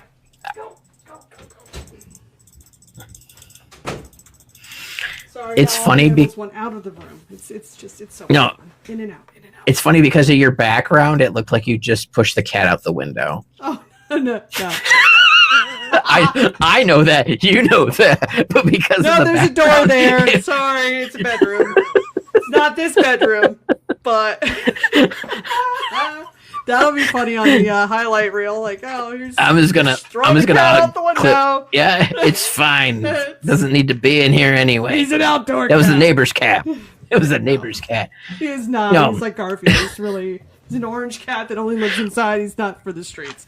I didn't actually even see the cat. You just walk over to like the window, and then you could hear it open and shut, and you're like, I gotta get rid of the cat, and then like that's what happened on my end. But like, nice. It's just funny. I swear I'm not throwing cats out windows. It's just no. I've seen you. I've seen your office space. You're all good. It's just for the aesthetics of here. Oh yeah. So I don't show off my storage room / studio combination. Yeah. Yeah. But, I get you. Yeah. It's fun when you have no storage in your house. my fancy sheet. Right. Yeah. I actually went through and was like looking the different backgrounds. Although I wish TikTok did have a few more, but that's okay. Whatever. But yeah, I just think that honestly, like, we haven't had to pay attention. And they knew that. That's why they've been able to get away with this so quick and so bold, I guess. But like I said, like we were talking about at the beginning of this, I worry that today's antics are going to lead to more of just more crazy shit that he's going to start to threaten other countries on a regular basis, like he has now. And then it's gonna normalize nuclear threats, and then one day it's gonna happen.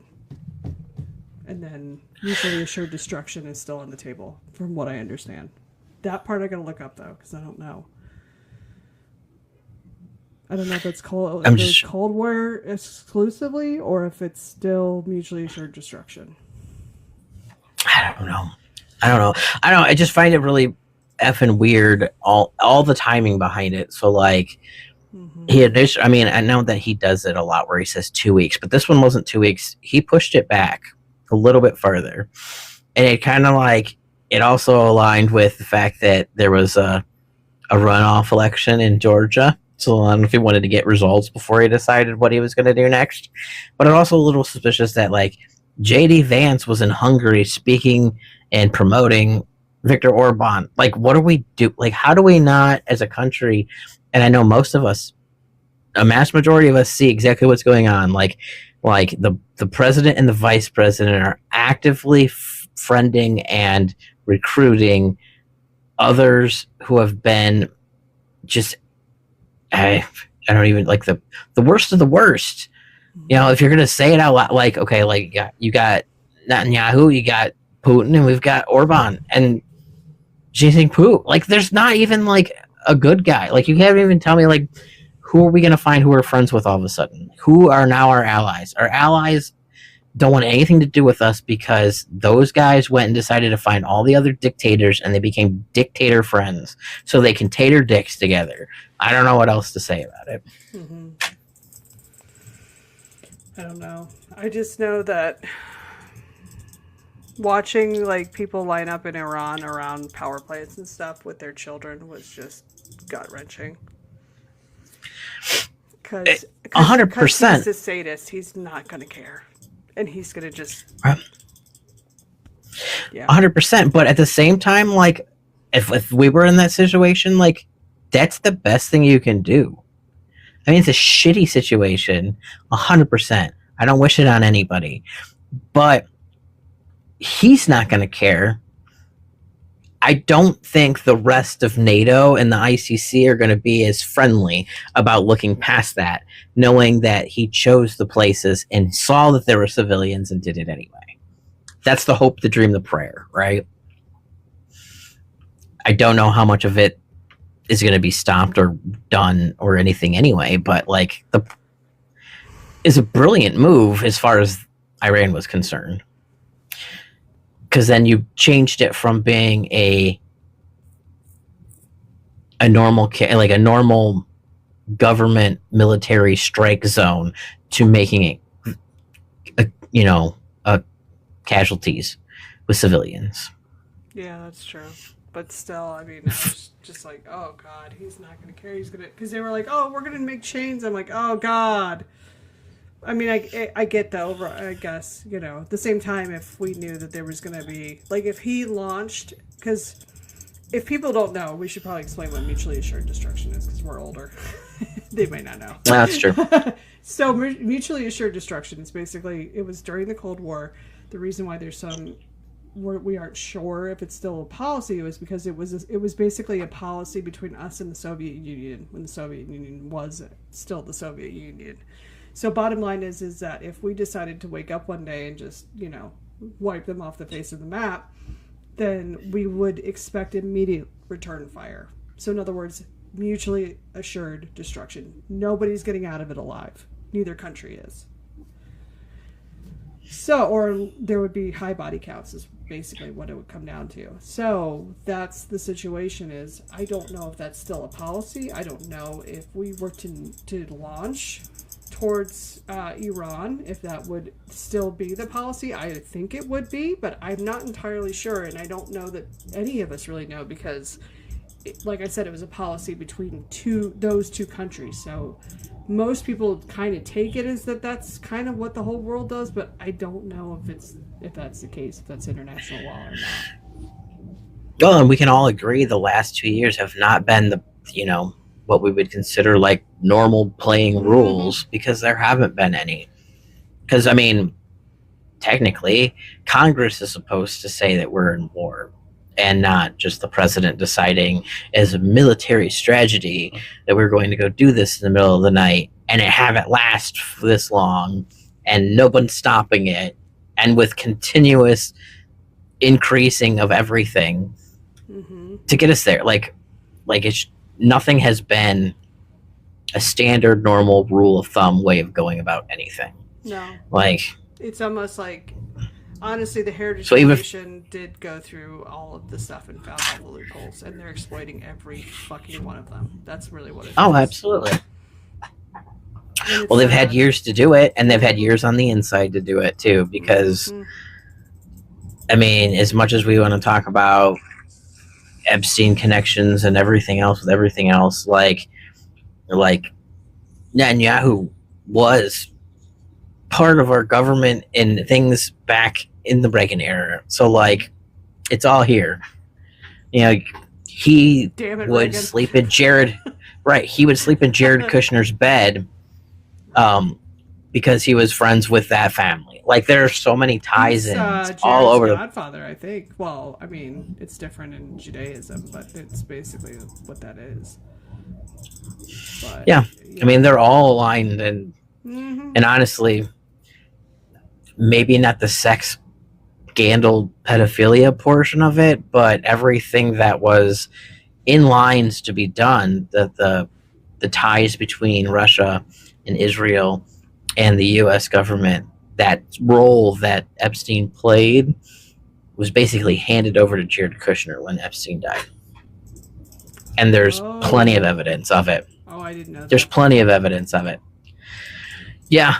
I'll have to send you my updated research project because it's been, I think when I sent it to you initially, I was at like maybe a couple pages in. I think I'm at like maybe over 100 now. Oh, wow. Okay. But I've dug real hard. I'll send you the last copy I did because I saved it every time. we have a Substack. You ought to throw it up there.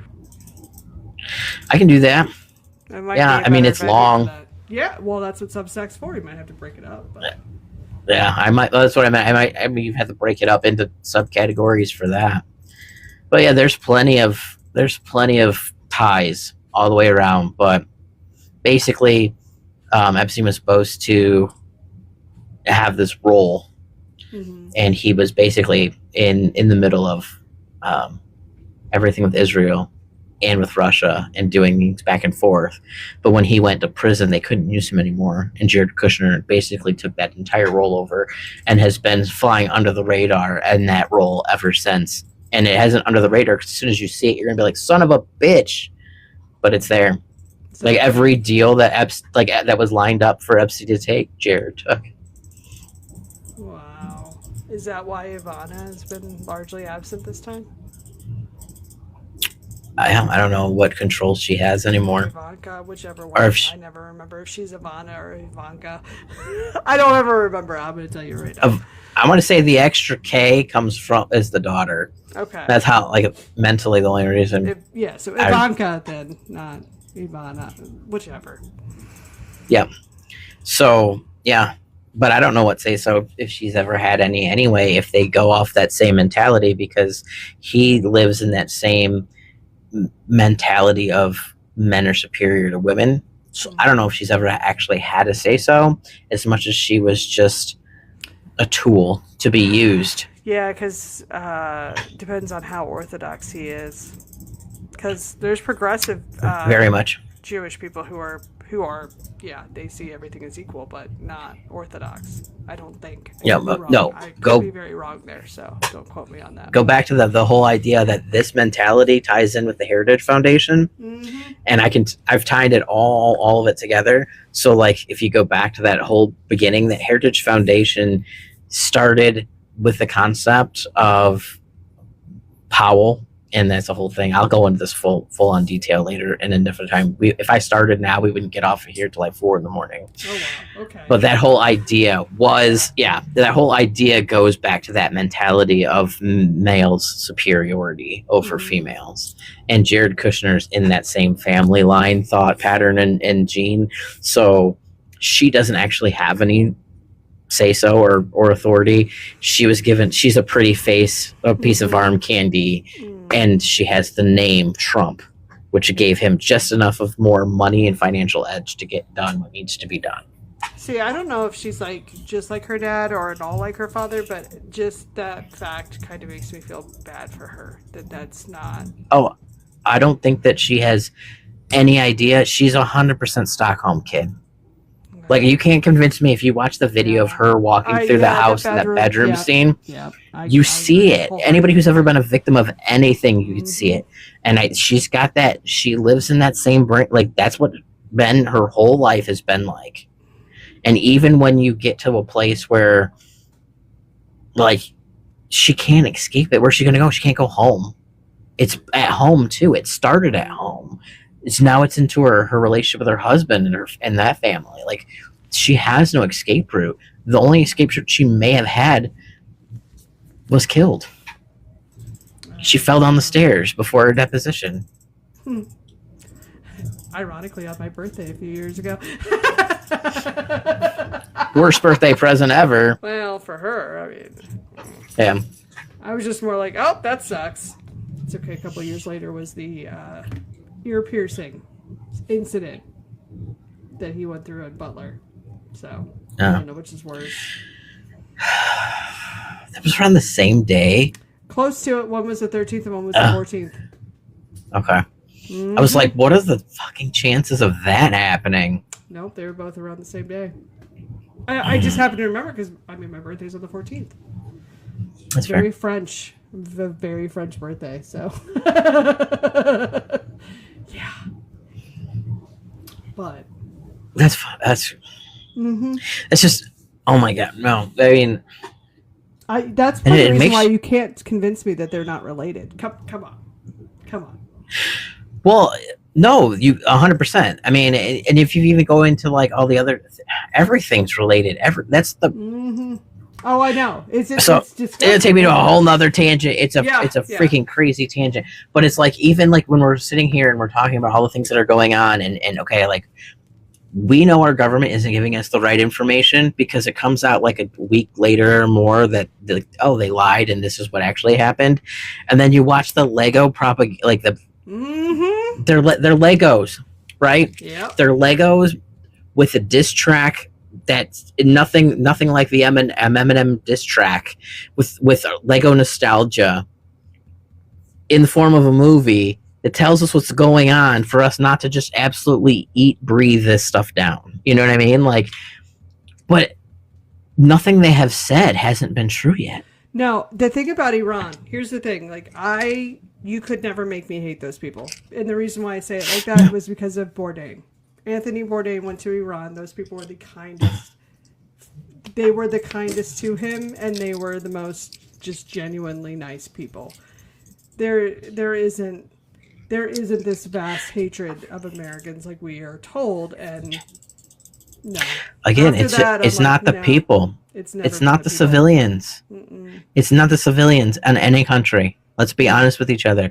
It's not the civilians. It's the government versus government. There is one country that might be, and that's North Korea. And that's only because they are so brainwashed. Like, that is not their fault at all, but they're just that brainwashed. I'm trying to think of. Because China, Sorry. no, not the case. I work for an international company, so I was trying to think of if I've ever had any poor interactions with any of the folks from North Korea, but I have not. But it's a work relationship, so it's not going to be like. No, and like, don't get me wrong, like, they're not like, they fully know that their government's screwed. I just think that they don't have the information about the outside world to be able to make a judgment call. Oh, like we may not soon. Yeah. I mean, right now we're still able to access stuff, but just as we saw by the multi-streaming thing on TikTok, that's super hard to do. Yep. Mm-hmm. It's crazy. For that, it's not. Sure. I mean, we gotta be honest with each other. Everything. I go back to the same sentence. Everything is connected, but it's not. The sad thing is, everything is connected usually, through traffic of the human variety as well, which is horrific but true. Unfortunately, that unfortunately, just in looking at all this stuff over the last couple of years, unfortunately, that I take no joy in saying that at all, but it is. Well, I mean, we have to be honest with each other. I mean, you've got people who are billionaires. What else could they possibly want? It's true. That's the one thing they can't buy are people. Well, yeah. I mean, or can they? Obviously, they have been, but yeah. It's just, I mean, it's good in the sense that, like, now that we know what the problems are, you can't fix anything till you know what's actually wrong. But the knowing what's actually wrong is rough. Finding out all that stuff is horrific. You know what I mean? Like, because none of us would have ever, if you had said 5 years ago, what's in those files, nobody would have guessed the stuff that's in those files. We would have probably been like, oh, it's probably this horrible, like, horror movie like situation, not realizing that was every day, all the time for decades. Yeah. Yeah, no, you're right. And you go back to the whole, a conversation we had last week was, where did it start? Because we know it didn't start with Epstein. How far back does it go? How many years? That's the name I was trying to think of. Huguenots. Those are the slave traders of yesteryear. Yeah. It's crazy. Yeah, I mean, it's disgusting that we live here, but this is what we do, I just don't know how to make it better. I don't know. I mean, I do. We've got to get to the bottom of it first. And we just need every time we the right people there, to... Then hell has a sub-basement, so... Well, we need more people to stand up. We need more. I don't want to say it because I don't ever want to get kicked off the internet and then put a blind spot on for my life. But it's gonna take basically,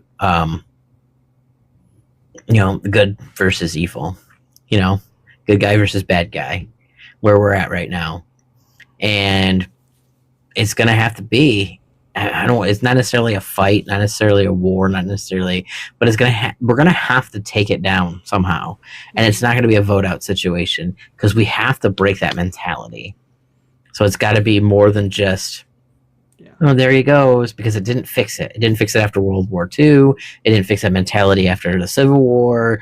Like, there's still racist pieces of shits all over the place. There's still clearly pedophiles all over the place. There's still, assault people who think that it's totally okay to just kill, people for no damn reason. And there's a lot of psychological shit that needs to happen.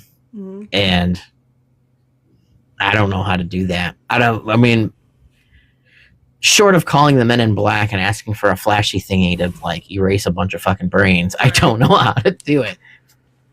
I think it's going to take returning to ethics. It's going to take personal standards. I hate to use the term morality because morality is so tied with the church. It's not what I mean. I mean actual like scruples and not.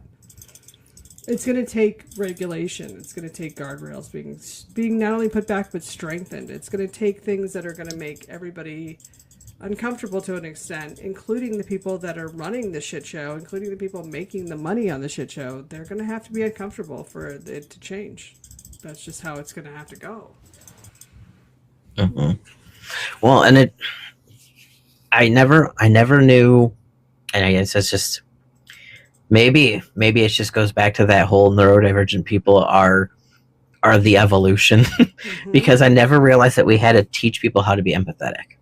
Yeah. I never realized that like morals and social justice, it comes. I don't know how not to. Right. Like the thought of like not thinking about how, like you said, like watching those people in Iran and they're all chained in front of all their facilities. Like, I don't know how not to see that and be like, holy shit, you know, and have all those feelings like why, and go through all those breakdowns and exactly why it makes sense. It doesn't make sense. It shouldn't be like this. Like, we shouldn't do this. There are so many people who just don't have it.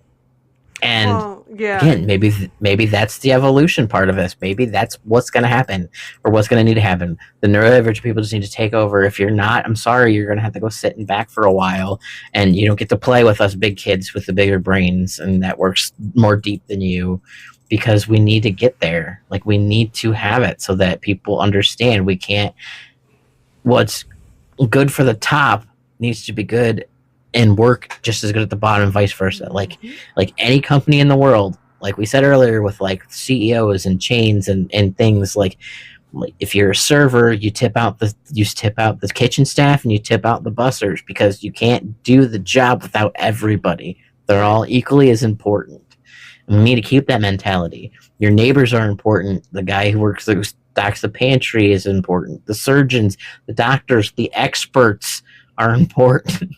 Mm-hmm.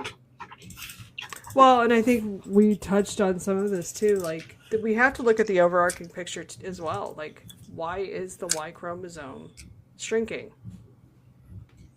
Why are there more of certain types of neurodivergence? Like, you know, and I'm talking like actually wanting to find the answer as to why, not the RFK Jr. version. Like the actual answer. Like, it's the not strength Tylenol. of Tylenol has changed over the years. Right. It's not Tylenol. But what I'm saying is, you know, I mean, trying to figure out exactly why are we still evolving? Because that's at the end of the day, like, the bathroom debate could be a debate about evolution, and we just might not know that yet. Because at the end of the day, the Y chromosome is shrinking. There are more trans, non-binary is now a thing. There's always been intersex people across the board. It's as common as red hair, but people just now, we're starting to grow that picture out too and realize that, hey, you know, we're finding that there's different types of intersex. Could trans people be intersex? We don't know. We don't test for it. There's 88 different varieties. We don't test for any of them. Unless you look externally different, we don't test. So it's one of those that we have no idea if we're evolving in which ways. We always just assumed it's that we're getting taller. No, it's not. We're gonna branch out into other ways, and I think the biggest red flag that something is changing with us as a people, as a whole, as a population, gender-wise, is the shrinking of the Y chromosome. Because why is that happening? That's the only part of that whole thing that doesn't make any sense. Because we can kind of see the overlap in the neurodivergence, but why is the Y chromosome shrinking? That's going to be a whole nother deep dive that's going to keep me up for months writing 200-page papers out of college. No, I mean, we do what we have to do around here, right? Mm-hmm. But yeah, No, you're 100% right. Because I mean, I've always, and I've said it for years, and my personal theories and things along like that doesn't matter. But like neurodivergence is in my it is an advancement. We are evolving the way we use our brains, the way things are going. Like if you take it at the most basic principle and say things like we use multiple computer systems, multiple platforms, multiple things every day. The fact that we have to switch on and on and on and on and on and go through all the things just makes sense with that thought of evolution. We're not standing at, you know, in mines anymore, doing one thing, putting it on the cart, doing one, like we're constantly multitasking with everything that we're doing. It makes sense that our minds are starting to evolve in that direction too. So it ought to make sense of, you know, autism and ADHD, and that's another tangent for another time. But you know, they overlap so much. Yeah, it really is. But they overlap so much. The comorbidities are the same, and they're the same disorder. That's what it is. They're the same. They always yeah, that's exactly what's always been my theory. Is they're the same, and the reason one stands out higher, more or less than the other, it's the person's personal fight or flight response to the outside stimuli.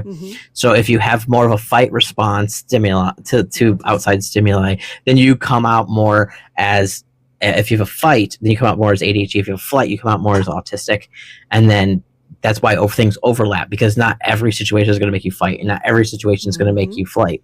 And you can put all the other little ones in there as well, you know, but it basically is what it comes down to. Well, like but all that brain evolution, things like that, and things going on. And again, same thing with the gender spectrum and the statistics of people who are intersex, transgender fall in the neurodivergent category.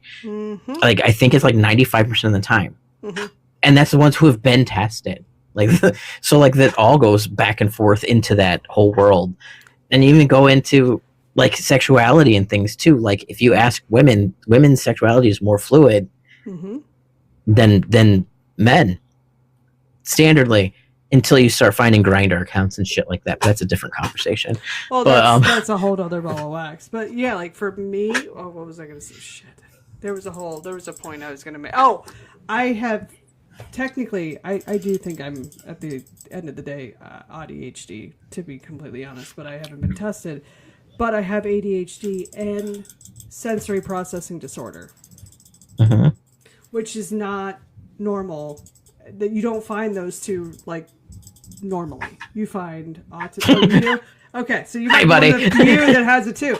But most people don't. Like, there is some components to it, but, like, not the heavy sensory part. Like, I cannot, like, it's a whole thing if I gotta wear a shirt with tags. Like, it's a... I think it's... So my son's the same way, and it's different. So, like, mine...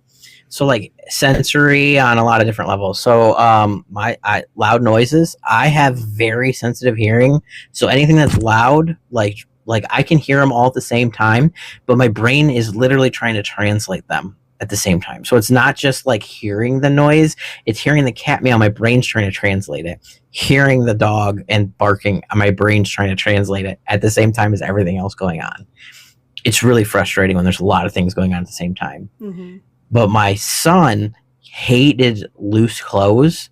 He only wanted to be in super tight stuff, like that hug.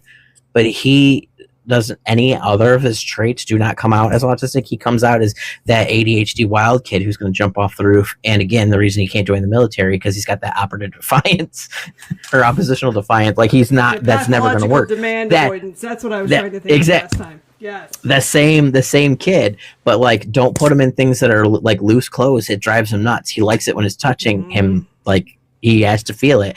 I'm opposite. Like don't put me in anything tight ever. I'll fucking kill you.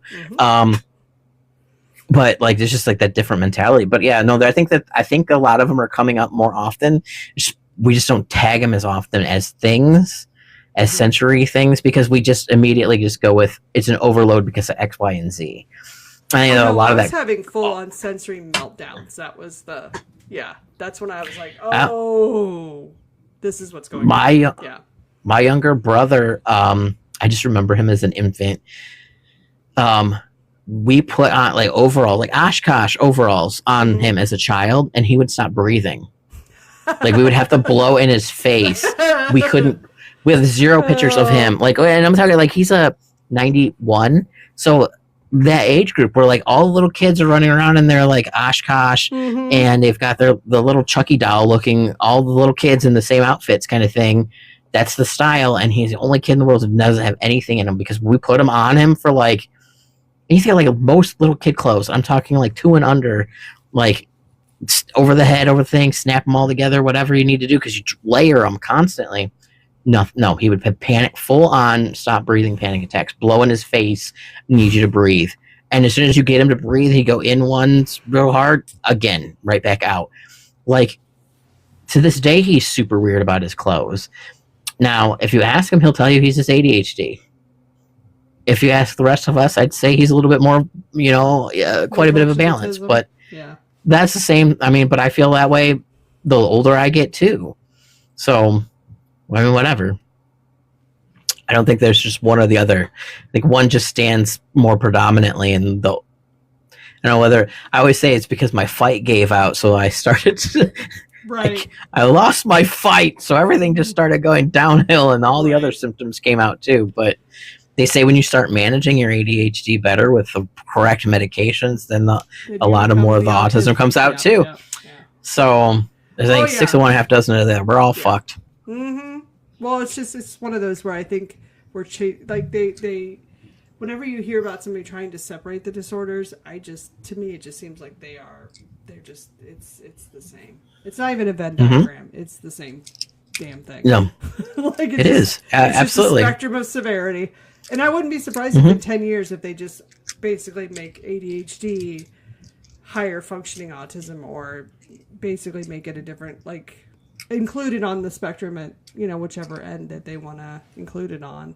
Because technically speaking, you really could have more deficits with ADHD than autism. You know what I mean? It's a 6 and 1. But it's just one of those where I truly believe that they're the same. But the other thing too that we've now discovered is you can be dyslexic and autistic, and we did not think that was possible. And hi, I'm both. Like yeah. But it also you too, yeah.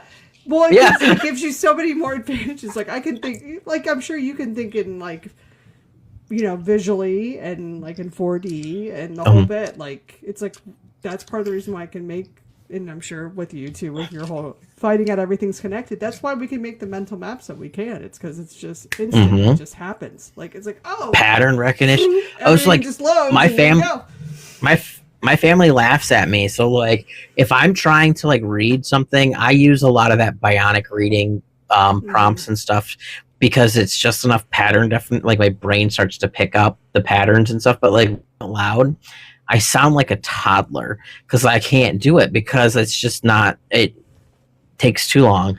But I can solve a word search in like 30 seconds. Pick the hardest word search you can find. I can solve it in like 30 seconds. My family's like, how do you do that? I'm like, because I'm not reading. I'm recognizing patterns. This word ends in ing. This is here it goes. Here we go. This we go. And they're done. And they're like, I don't even know if there was like a theme, totally missed it. Just patterns. Got it all done. Yeah. Well, like that's how I read. That's how I read labs at work. Patterns. Oh. Yeah. Yeah. Same idea. Yeah. Yeah. It's funny because you were talking, like initially when we were thinking about it, I was thinking like DNA patterns and stuff. But like, yeah, my brain went there too with like coding and DNA and everything, because it's repeated patterns and it all makes sense and it's really easy to do with everything, because it's just not one. Well, and it's also it's not a reading. It's picking out the anomaly. Like we can look at all of the neurodivergence and we can look at all of this, but what's the weird factor? It's the Y chromosome shrinking. That's what's the odd man out. Everything else kind of lines up. Like, okay, I can see that. Okay, I can see that. Because like people who are neurodivergent, their brain plasticity is higher, so I can see any number of different scenarios playing out, whether that's like orientation or gender identity, because we're just that much more flexible. We just are. makes you wonder, like, so, like, this is going to be like a whole you and I, and if anyone joins us, is fine too. I don't care. But like, do you think it's because it's just not needed anymore? Like the thought pattern, the old ways of doing things, that patriarchal society that we had at one point, and how that was a need to survive, and we don't have that anymore. It could be. Like, But I it just doesn't. worry It's. about procreation if it's going to affect that. Because if the Y chromosome is shrinking, I don't think it'll. until I don't think it'll women ever can procreate amongst themselves, or female. I mean, but it doesn't mean it's shrinking. It doesn't mean it's disappeared completely. It's disappearing. And there That's will, but there will always be ways. Do you know what I mean? Like, I'm hoping, yeah. I just don't know what's going to happen next, but yeah.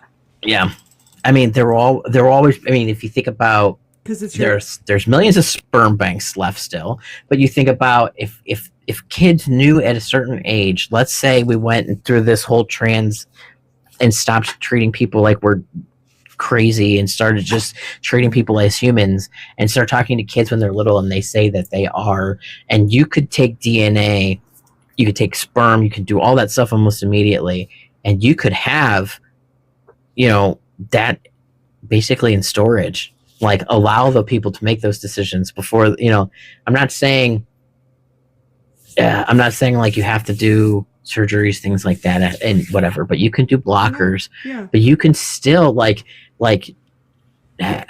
harvest, and harvest sounds like such a horrible word, but I don't know how else to word it, but like storing them, eggs, sperm, things like that, before people do and it's still going to be there, like for them to use to do the things they need to do to have, kids that are biologically theirs, all those other things too. Like there's ways to go about it.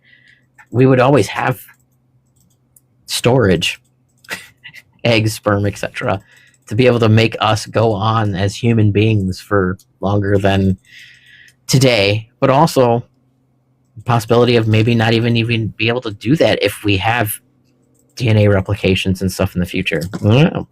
Yeah, it's. I mean, yeah, could. It's just, I don't know. I don't think it's neat. Well, I think too, part of the reason why certain, like, I feel like the patriarchy is on its way out is because we're realizing we don't really need to be a patriarchy, like you were saying, for safety and protection. We don't really need that anymore.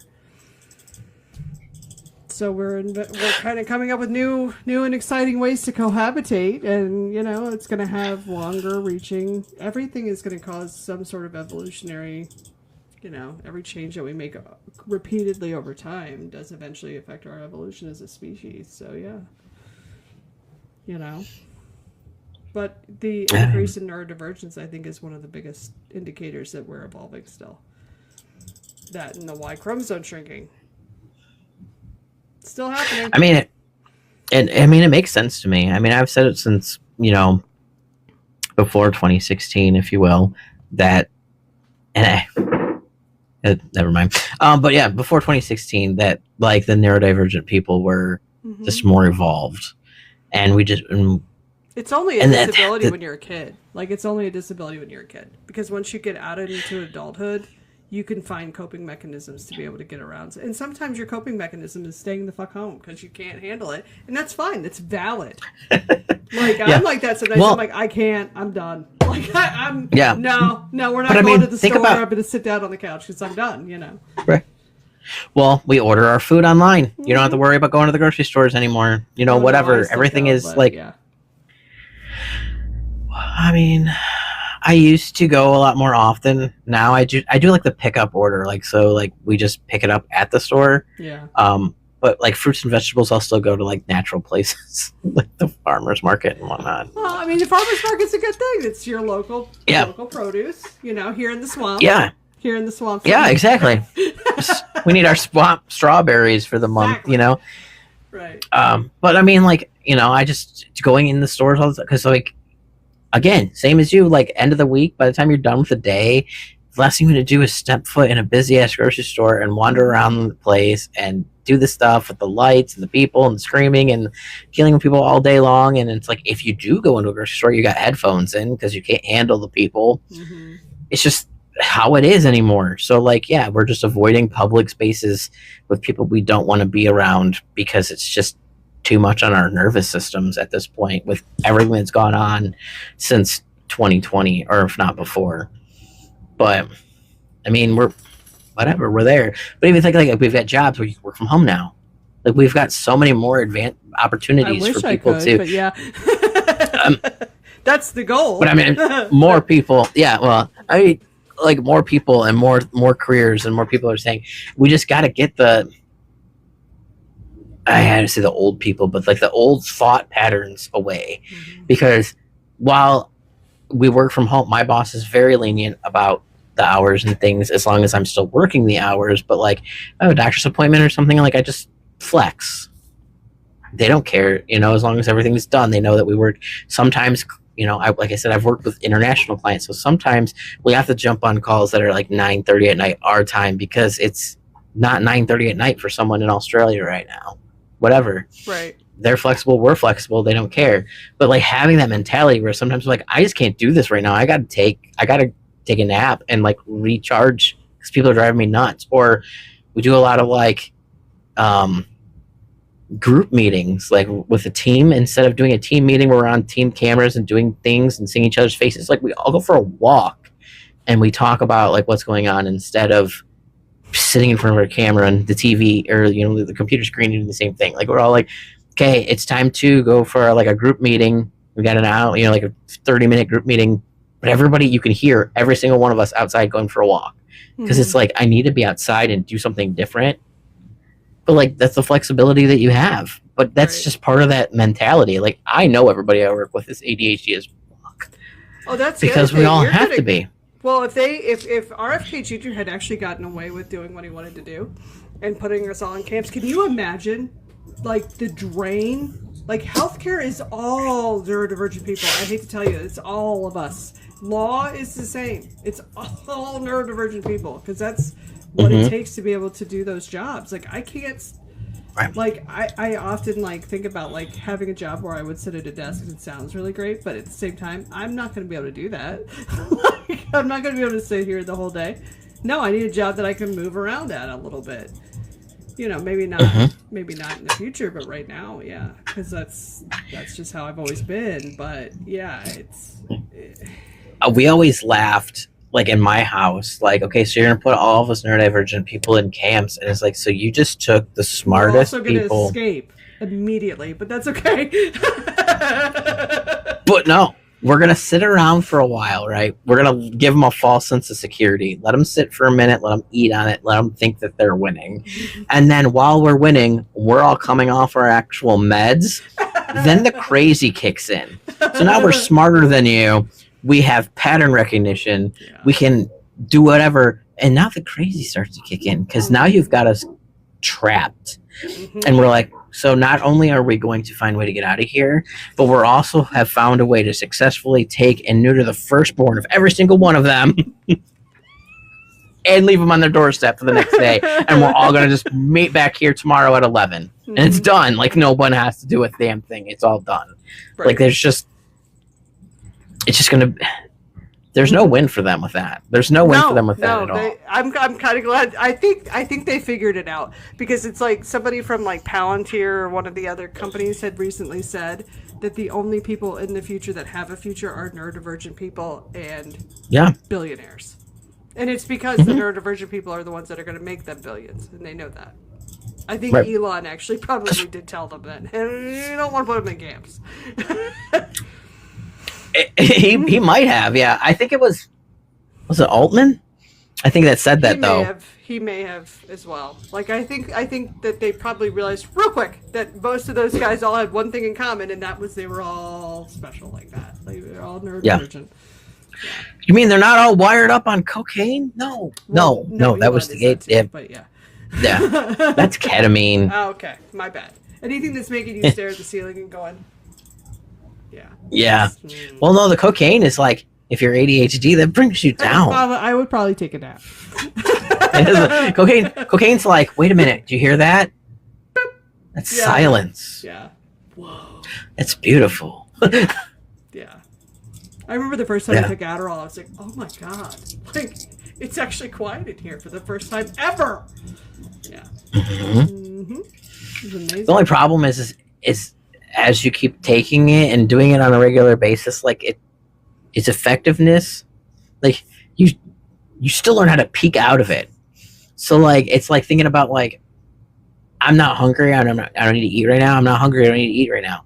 But like if you're sitting there and you've got like food sitting next to you and you're like, well, that candy bar is just gonna sit there. Like I might as well eat it because it's there. You know what I mean? Or what if that's the last one? Like that could be the last candy bar in the house, and like if I don't eat it, someone else is gonna eat it. So I'm just like that's the mentality. So it's like when you're on the meds and it's like everything's working great, and then you've just got like days where you're all like your brain's like fuck off.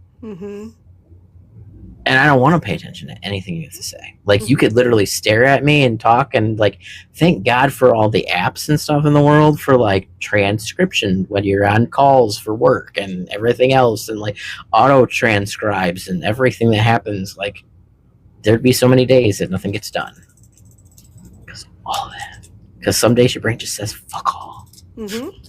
Yeah, people don't realize that either. Like there's no, if it's one of those days, there's no coming back. Like I could drink a whole pot of coffee. It ain't gonna do anything.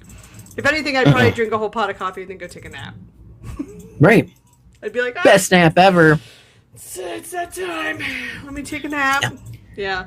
They don't understand. A lot of people who don't have it don't understand the executive dysfunction end of it, where it's like, okay, my brain says, like, I could read the same email for like an hour and a half straight, just stare at it and read it, and I'm like, I didn't catch any of it. I didn't. Like, I read it. I know what all the words say. But did I process But it literally, Not like, at all. when it came from through the eyeballs into my brain, it came out and it sounded just like Peanuts cartoons. Like, wah, wah, wah. Okay, well, that's just not going to be a thing right now. I go back, I save it, and go back to the next one. Like, it's just, I don't know if it's your name, your tone, or what happened, but you pissed me off. My brain told me no. I can't do this today. Right. Yeah. And then there's those other days where you're like, oh, I'm going to clean this room. And you're just like, boop, done in 10 minutes. Like, yeah. Yeah, most people don't get that. Like, it's not a vacuuming day. Like, whoa, what's it? You know, what's the difference? Oh, nothing. It's just not today. Like, my brain said It's no. just, yeah. It looked at it and saw immediate, like, villain. Don't touch. Hot fire, pokey things will cause immediate harm, and my body shut down. Yeah, it's like no. No, but like I do think that the neurodivergence, all of it is all related, and like I said, ADHD and autism are the same. It's the same disorder, just the spectrum of it. And yeah, I mean, it's just, I don't know. I'm just glad that somebody told our boy Don not to nuke Iran today, because that would have been God. Yeah. It was a concern. I mean, I won't be 100% lying if I said that I looked up to see what the blast radius would have been from DC to my house if it happened. Were we good or no? Yeah, there's a nuke tracker online apparently that you can look up. I think it's actually referred to as a natural disaster tracker. Okay, well, yeah. It's called, it's nukemap.com, like nuclearsecrecy.com/nukemap. Yep. So you can go to that. It's an interactive map. You pick a spot and it will tell you what's going to happen to you. Yeah, I didn't look it up. It's fine. You're like, I didn't want to know. I saw it and it was like, it started listing zones and from DC, it was like 15 square miles, and then after that it's like you have the wind and everything else. It says Virginia, Maryland, Delaware, and I was like, Ohio, we're fine. No, yeah. Like, again, it's one of those armpits. Like, we live in the worst place in the world, but like no one cares about us, so we're gonna fly under the radar. It's gonna be fine. Yeah, you might be a little less safe being north because you're near Chicago. Chicago, Detroit, and Davis, Bessie. I mean, I just have right Pat, but it's in Dayton. Yeah. I mean, it still would obliterate me, but you know. Fort But I just don't think Knox they would. is nearby, but I don't Yeah, see them blowing that up, so. yeah. I just don't think that they. I think that they would go bigger. I don't even think Yeah, Chicago or Detroit would hit the radar as much. Honestly. well, I think it would be the West Coast anyway, because let's be for real, because it would be coming from China or the very cold our place. So that's going to hit West Coast targets. So Seattle, goodbye. I hate that because that's where my brother lives in. I think he's south of Seattle, but yeah. So that's a little frightening, but Yeah. and I mean, Well, I mean, you could pretty much but... figure either way. If you went East Coast or West Coast, hit all the hot spots. Think of anything that anyone would, anywhere where anyone would want to go. I don't miss living anywhere near New York and Boston. That was scary when stuff like this would pop up, and it did. I was not far from New York City during 9/11, so yeah. Yep, and yeah. I'm glad to be back in the Midwest for that for this because it would be literally. It's frightening when you really think about like New York City. It would be one of the top targets, and it's like holy crap! Just the amount of people that live there. There would be no. 9/11 would have been a trial run, and that was rough, especially for people that lived on the Eastern Seaboard. So, yeah, it's no thanks. But at the same time, like, I don't know what would they be able to launch from and hit the Eastern Seaboard. I don't know. Okay. That's part B of the problem. Do we trust what our intelligence tells us or not? Probably not now. No. Exactly.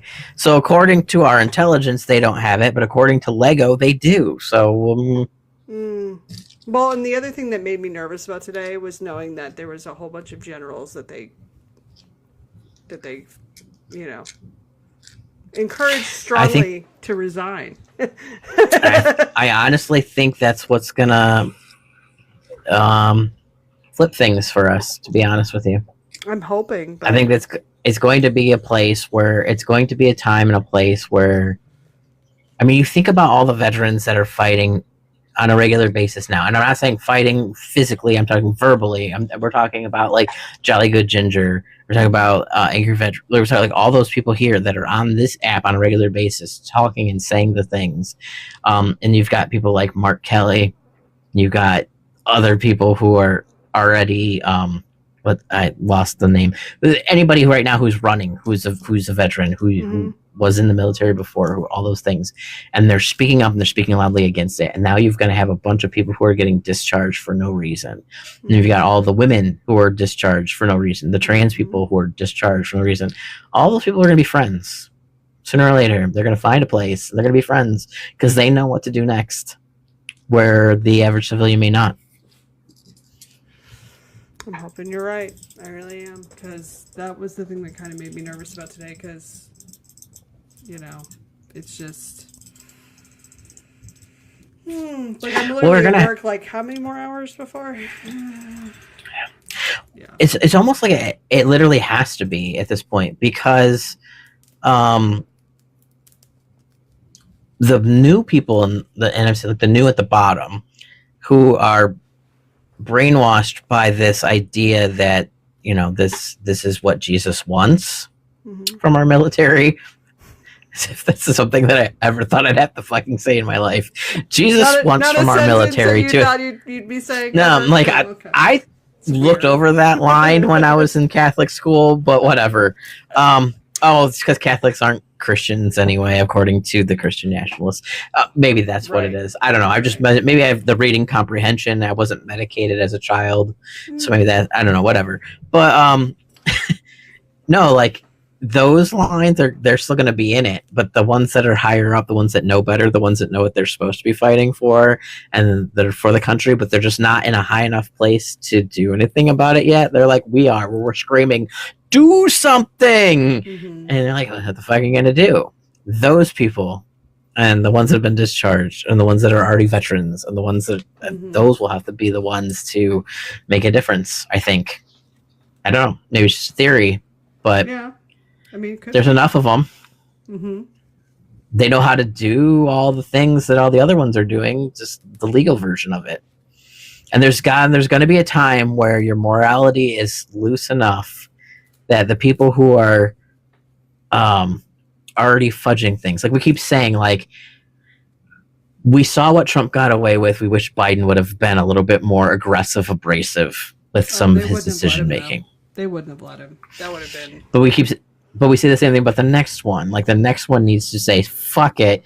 Look at all this dude's destroyed. We need to have more people. We need a backbone. We need you to go in there. We need you to say, fuck this, fuck that, blah blah blah." Same idea. Like we're talking the same exact concept, but military. Mm-hmm. Like sometimes the enemy is right in front of you, and you just got to do what you got to do. No, maybe not. I don't know. I'm just a podunk dude from Ohio who's got no military experience and a big mouth. My dad was in the military, but not me. No. Well, I had celiac disease, so I was not eligible. They didn't want my ass. So, oh well. What are you gonna do? I can't run amok. I can't run. I have asthma. Not now. I had no will to go in the military. Well, no wants. It was. I'm glad because I graduated in 2000. In 2001, obviously was 9/11. So yeah, I graduated right after 9/11. So yeah, that wasn't gonna be a thing. Yeah. A lot of people I went to school with did, and I mean, good for you for that wanting that need, but it just didn't hit me the same. Mm-mm. I feel bad, but I wanted to do other things to help people in different ways. And we all have our calling, whatever. Mm-hmm. Yeah. So. Well, it's getting late, and I worked all day today.